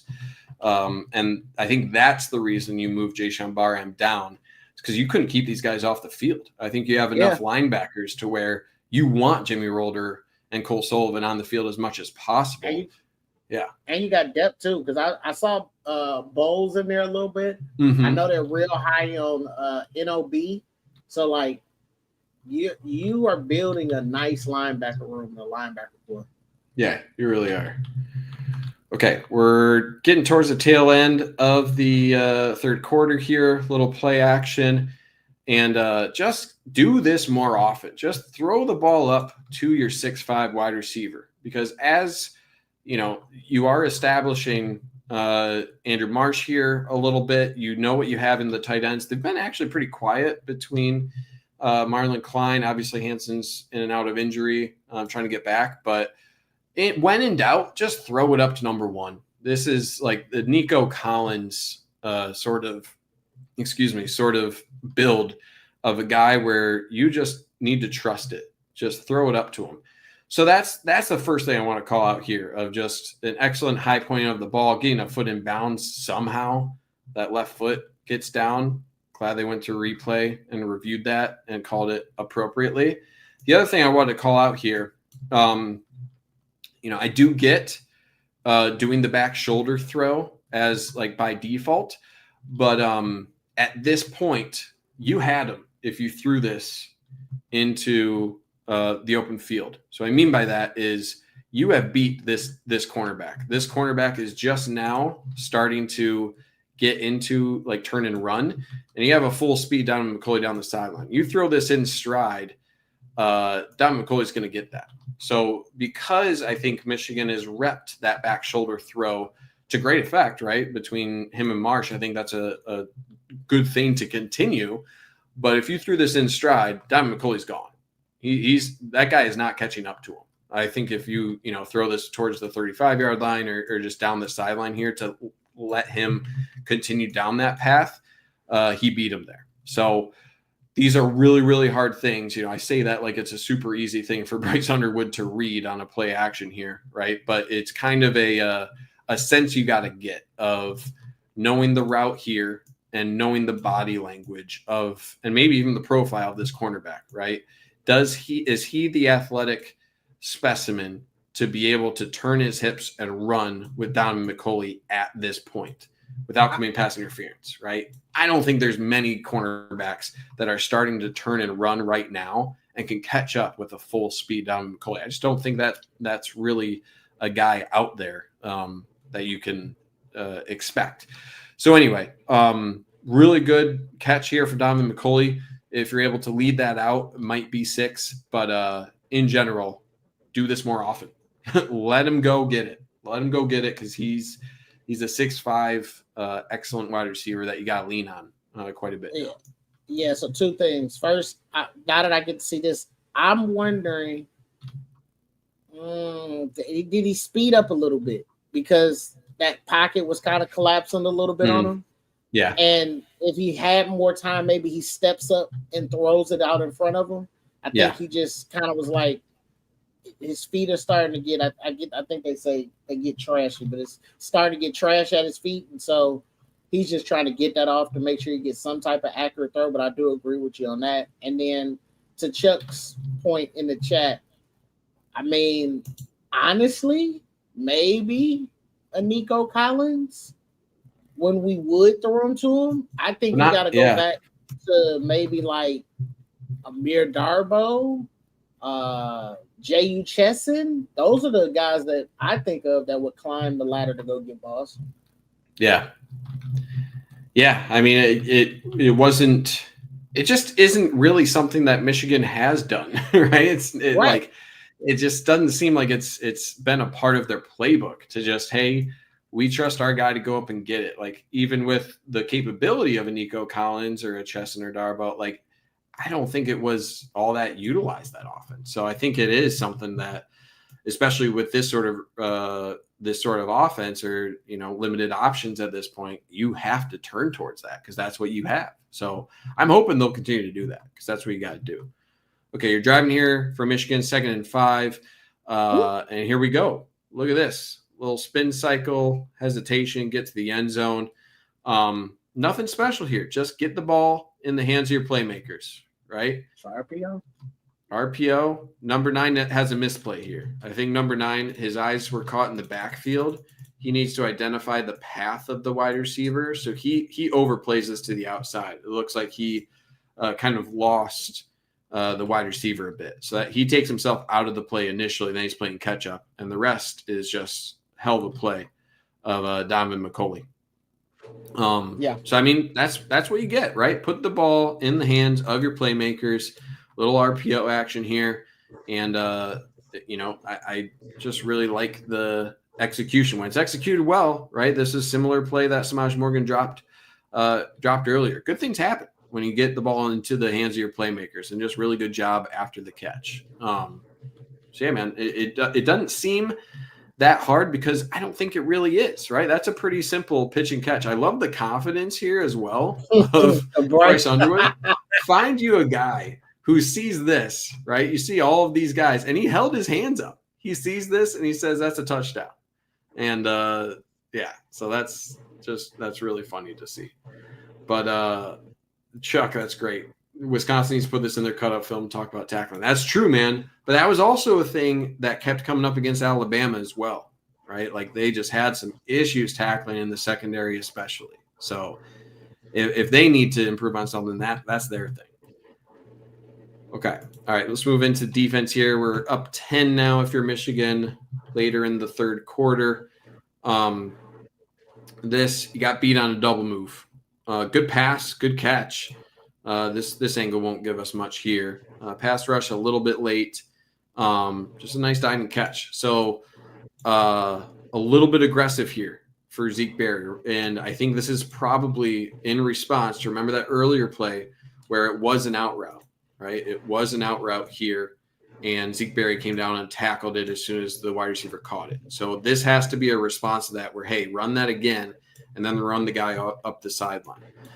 So a thing you got to do if you're a defensive back in this scenario, remember when Marsh ran the out and up earlier, one key indicator of whether or not this is a true out route is the eyes, right? An advanced wide receiver will turn his eyes towards this and then back towards the out and up. But he doesn't do that at all, right? So you would expect as soon as this guy's out of his break, he needs to be looking for the ball, right? If it's a true out route. So Zeke Berry needs to keep that in mind of, hey, when it's a true out route, he's got to be looking to catch the ball. And this wide receiver never does that.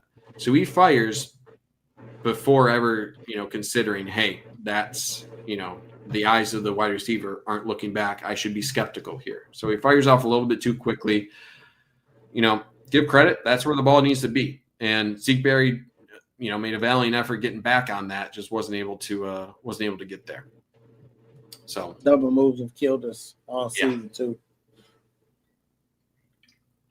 Yeah, I mean, being aggressive, that's the payoff, right? If you're not able to get home on the pass rush, double move like that is gonna make some hay there. So tip your hat to the offense and those little things of like the eyes of the wide receiver, little things that you're hoping through reps will teach your defenders to when to be aggressive, when it's safe to be aggressive and come down with your hair on fire.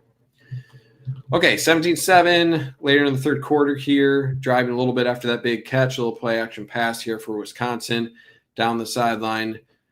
There you go, Rod Moore. I'll admit, man, I teared up a little bit in the stadium. I was so happy for him. And the team's response to it, that's what I was most excited about. People were ecstatic for Rod Moore. And I was too. So this is just, you're laying up a pass with way too much arc. You got a safety here who's locked in all the way. Safety's locked in.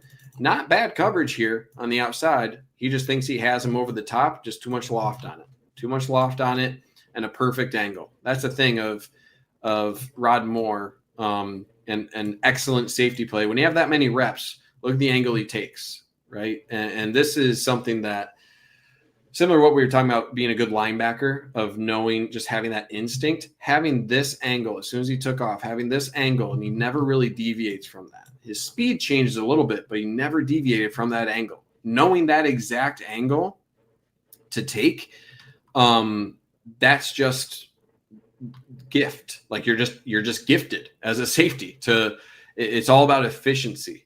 And this is as efficient as it comes, of taking that perfect angle, knowing exactly where you need to be. He's playing the ball. He doesn't even have to look at where he's, looking at the wide receiver, because that's not what matters here. He's reading the eyes, seeing he's throwing, boom, on the angle where it needs to be. That's reps, that's experience, that's athleticism, that's gifted safety play. So again, when you're looking, at draft film, and we're looking in a few months of different safeties to play, this is the sort of play that's going to be on that film, where that is just instinctual and efficient. And the NFL has no room for inefficiencies, and Rod Moore doesn't bring any inefficiencies in his play. So yeah, I was just happy they didn't call pass interference. Yeah, that's true. And I think if he doesn't pick that off, I think it would be called that. And what I mean by that is, like, the pass interference didn't, I don't think it impacted the play, which is a weird thing to say, of because Rod Moore was there, say Rod Moore wasn't there, right?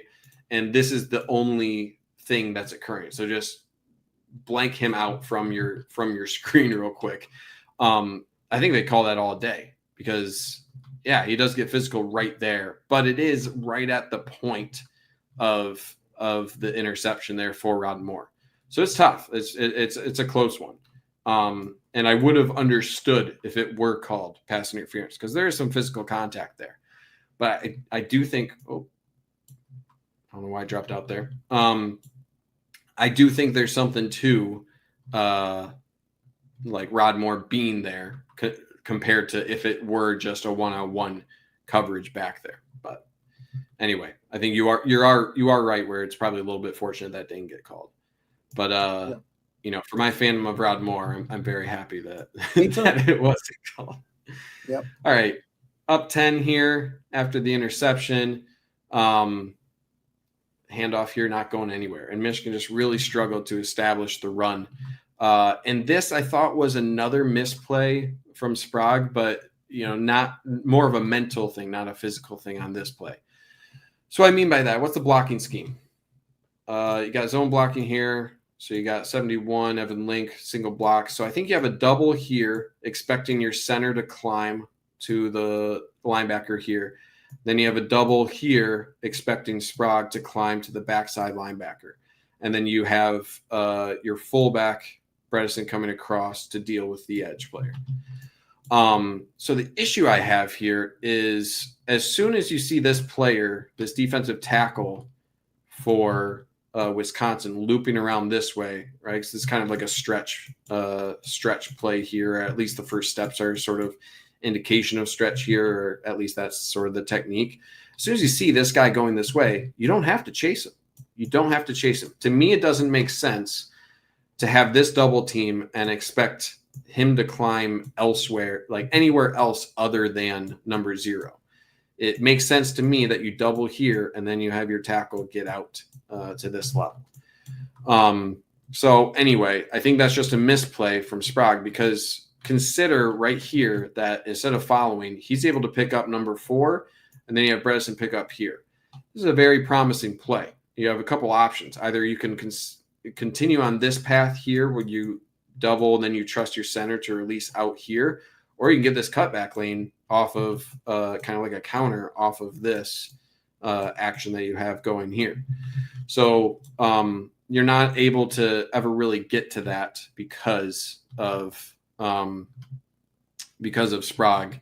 Like, I don't know why Sprague is turning around at this point, right? Why? Like, what are you trying to do here of turning around?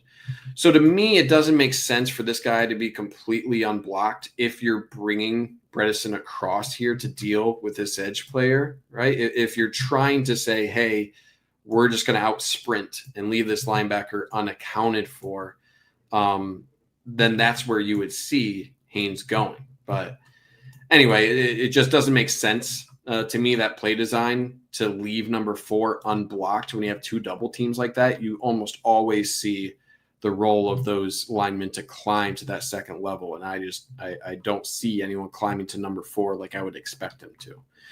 So the only other possibility that you could argue here is maybe Bredesen's job was to climb to this linebacker, right? And he identified the edgemost defender here, and instead he's supposed to kind of like follow up here, and you are supposed to just leave this guy unblocked. That's the other interpretation of that.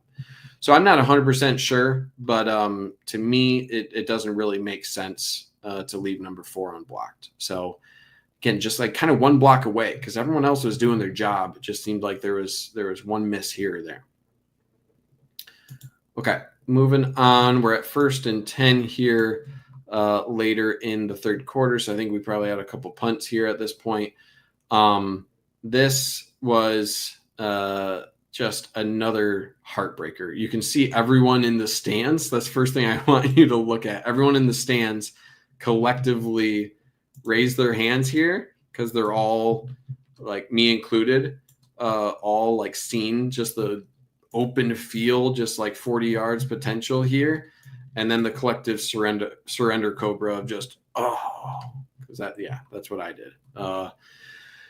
So that's tough if you're Kendrick Bell. You got to make that catch. Now, was this play, or should this play have been as stressful as it was? I don't think so. I think if you're Bryce Underwood, I think you have to deliver this ball now, right here, because you're having this cornerback taken out here. The eye's already over here. So I'm not sure if he is wary of this guy dropping off onto this. I think this is an out and up route for, I think that's Marsh. I think he's got to trust that he has that down the sideline and throw it back shoulder. So I think that's where he was looking to go, to Marsh, but the pressure was getting to him. He didn't feel confident in what that cornerback was doing, and he had to duck out. So give him a lot of credit here that he was able to escape this. I don't know how, but he was able to.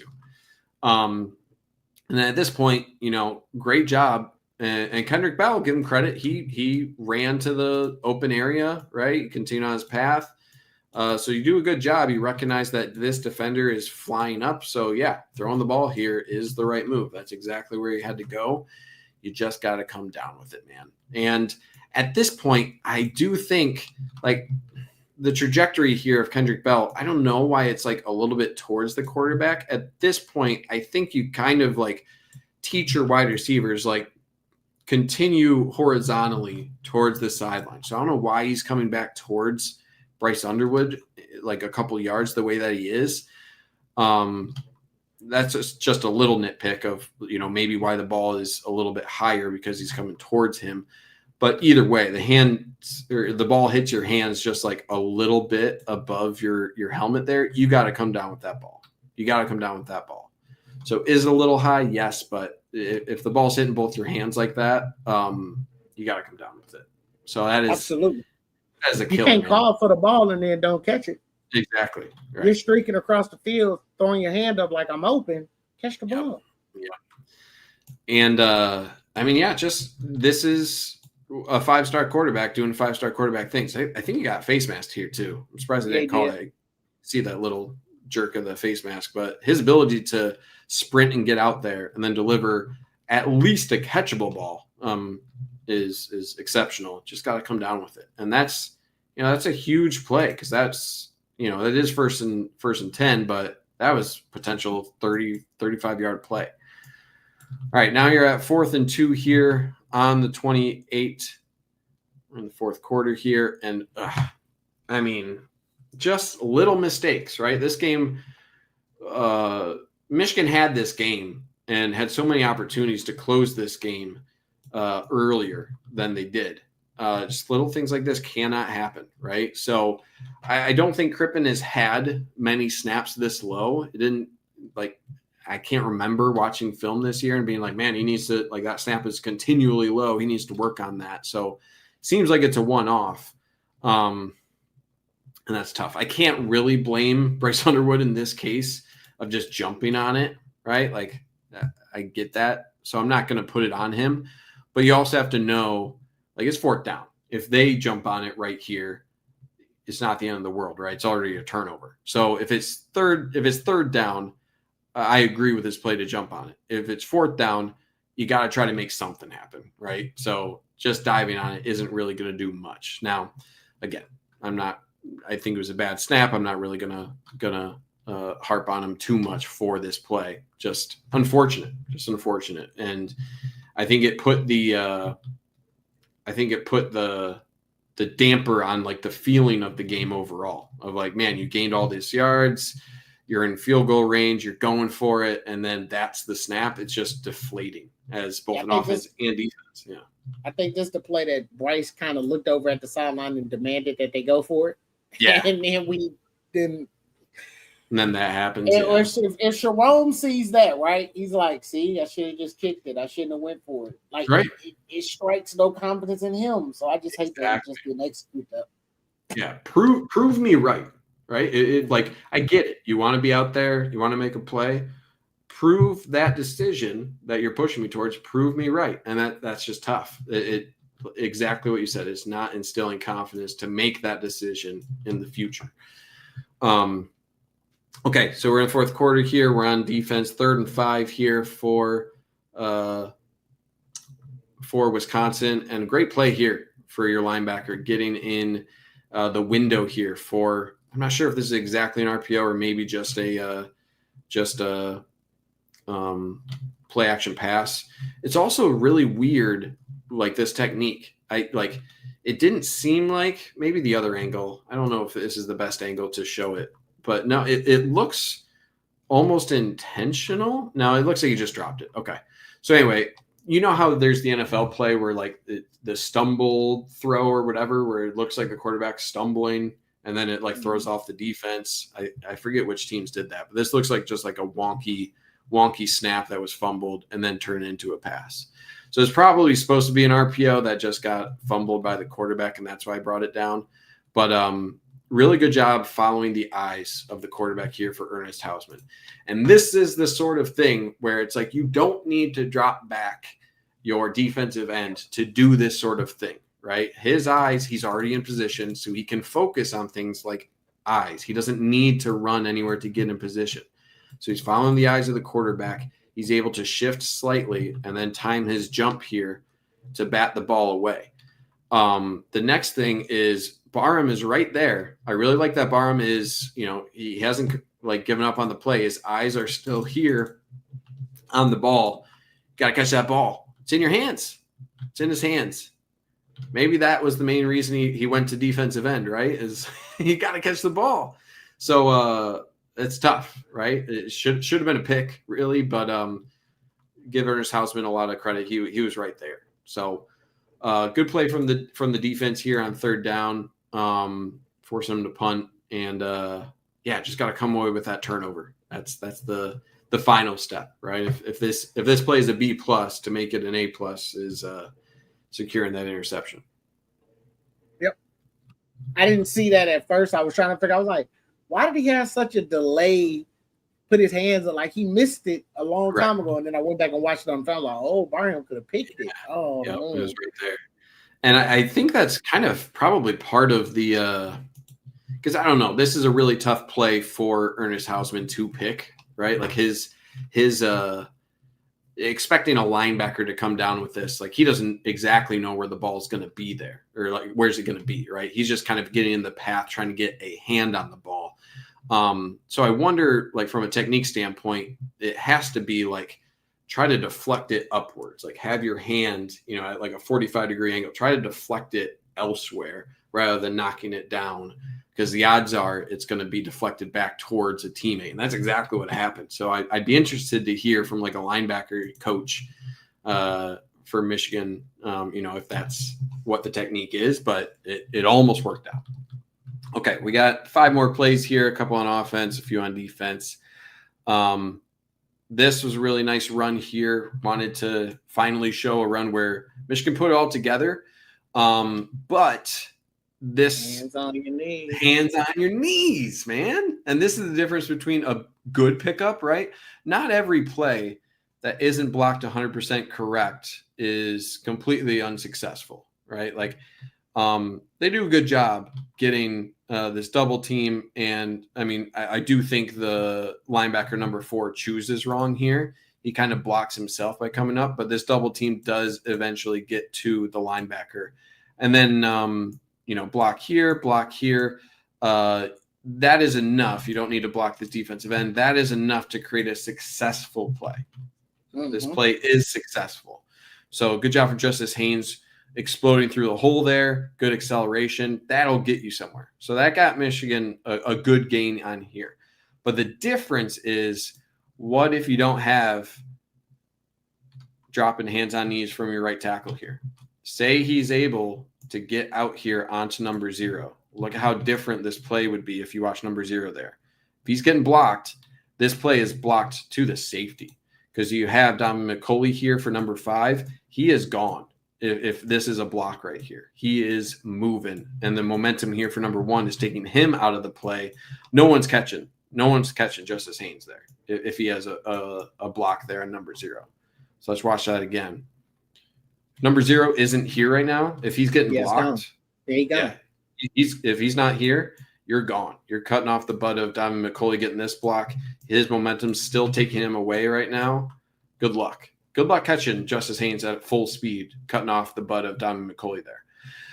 So, I mean, this one's a little bit different because the footwork, or like the feet of Sprague is getting, his feet get kind of caught up with this defensive end. But get out there, right? Like there's feet moving all the time. Like it's all about balance. It's all about being able to recover off of that. Just falling down like that is never a good excuse. Like, oh, my feet got tangled up. Like your feet are always going to be tangled up. It's about being light on your feet, right? Being light on your feet, being able to adjust to 17 rushing there. And so that's tough, man. It's a tough day for him. I don't want to look at his PFF grades. I don't know him, but that was a game to forget from him. Yeah. Okay, we're looking at 1st and 10 here a little bit later in the game here for Michigan. We're 10 minutes left. Little pump fake. Just throw it up to number 1. Throw it up to Donovan McCulley. Good things will happen. So I like the little pump fake there. Able to get a defender to bite. And, I mean, this is a highly thrown ball, right? But Donovan McCulley is 6'5", and he's able to high point. I don't know any defensive back. If I just pause it right here, I don't know any defensive back that's going to out-jump Donovan McCulley here. That guy is off the ground. He is touching the moon here. And give him a ton of credit of both making that catch and then coming down and getting some yards after the catch. So, yeah, man, he's a player. So I really like that. The route maybe could have been a little bit cleaner. I think he's probably making it look like he's blocking. That's what this play is looking like to me. It looks like they're doing the little pump fake to make it look like they're going to throw to the screen here. That is all to get these guys to bite. Good sell there from Bryce Underwood. And then you have essentially a clear out here for Marsh here. Because you have safety top over the help, that's why you don't have number 7 biting as hard. But yeah, nicely delivered ball. High pointing the ball for Donovan McCulley. Let's look at the pass protection. Pass protection looked pretty good because this, you need to get the play action off here. You have to get the pump fake off here, and then you need time to deliver the ball. So good pass protection here. You have Justice Haynes coming across, picking up that linebacker off the edge. So this is a nice clean pocket for Bryce Underwood to deliver a nice ball. So all around, really well executed. I like the play design, and Michigan will punch it in. I don't think I show that play, but just a simple rush there for Haynes to make it a 3-possession game. All right, 3 more plays here, a couple on defense. Wisconsin is driving down at this point. This is, give him some credit. I think this was the tight end that I had mentioned in the prep, that he was the main weapon for Wisconsin that intrigued me. hell of a catch on 4th down here. I mean, that is a hell of a play for him to snag that one-handed. This is a tough play for Cole Sullivan to recognize. And I do think initially his eyes were in the right place, where I think he was probably keying off if this running back were coming, if this running back were coming out of the backfield or something. I do think his eyes probably second had to shift over to this tight end. I don't think his eyes ever did. So I think he's looking at the running back. To me, that's where he's looking, like running back.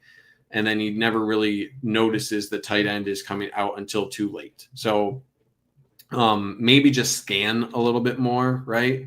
But it's also really hard because he doesn't exactly know what's going on behind him. So it's really hard to know exactly like what his responsibility was for this. This is a really late release for that tight end.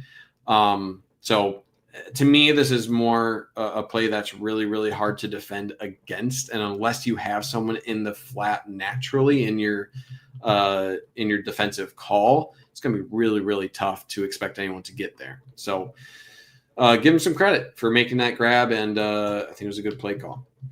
Okay, so 3rd and 8, last play for defense. And it's the first sack, which is surprising that this was the first sack of the game. Coming in, I thought Michigan would get to the quarterback a lot more, but I think Wisconsin's game plan was to get the ball out quicker than that would allow. Yeah. So nothing too fancy on this, a little bit of a twist. If we look at sort of the design here for Michigan, you're kind of attacking inside, and then bringing Jimmy Rolder to the outside. And you have Derek Moore just beating on the inside. So you have your guard following, I think that's Rayshawn Benny there.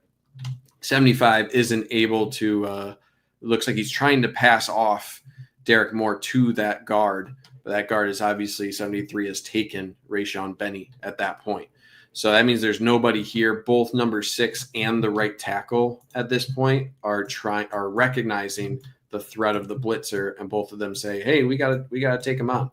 So because both the right tackle and the running back in pass protection try to take him, which Jimmy Rolder just ejects that running back, which is pretty funny. But Derek Moore has no one accountable for him. So he's able to get in there, and give credit to Rayshawn Benny. Rayshawn Benny got some movement as well and was able to work his way past the guard to have some additional pressure. Yep. So yeah, nothing fancy. Got there, forced the field goal, the sad field goal at the end of the game. And then got one more play here to close us off on offense. I wanted to mainly include this just because I feel like I don't give enough love to Jordan Marshall, and he's an excellent runner in his own right.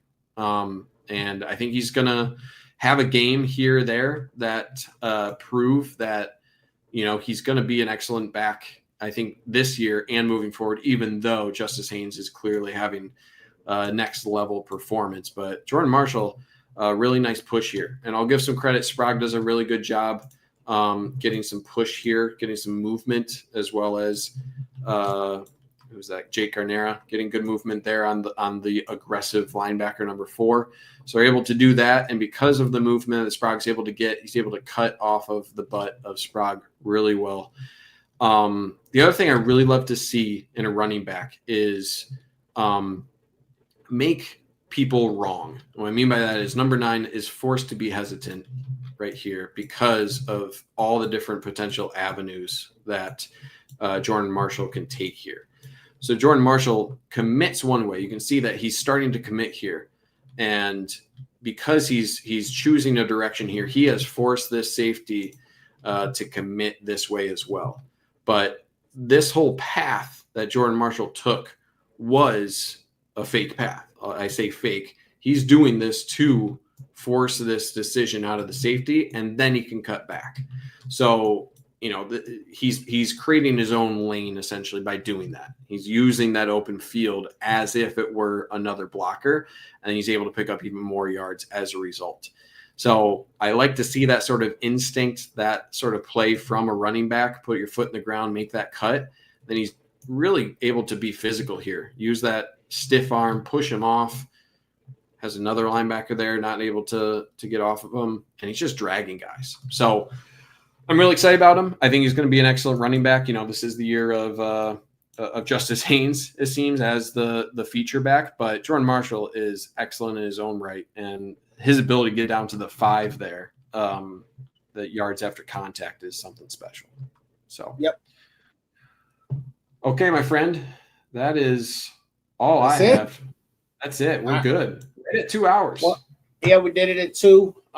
Guys, before we get out of here, I'm gonna tell you guys, everything looks promising. If we can take that run game that Toski just so eloquently broke down to us, if we can catch these passes, we should be looking at a W on Saturday against USC. Hopefully, some of the things that we saw, I'm knowing if we saw it, the coaches saw it too. And so they clean up some of the, over pursuit, missed tackles, because Mendoza is one heck of a quarterback. They do have Jacoby Lane back. I don't know if he's going to be 100%, but he will be back. They already have Lemon. They are missing their starting center and possibly their right tackle. So something to kind of take a look at. But hopefully the guys play a lot better, play more inspired. It is SC at night. I look forward to us winning. I'm going to give my prediction just early, 27-24 Michigan. I think the defense makes a pivotal stop and we go down. I think hopefully Zavada hits his kicks on the road. But I got 27-24. Toski, if you want to give a prediction, take us out with that prediction, and then we can let the people go and enjoy the rest of their night. Oh, by the way, I got Tigers advancing to the ALCS tomorrow. I know they're in Seattle, but school ball is pitching tomorrow, so go Tigers. And what's your prediction, Toski? I got 31-28. 31-28. I got Michigan. Nothing would surprise me in this game, honestly. USC is pretty scary. I'm excited to see the secondary. I think Jair Hill, I haven't had to call out his name because I think teams have been avoiding him.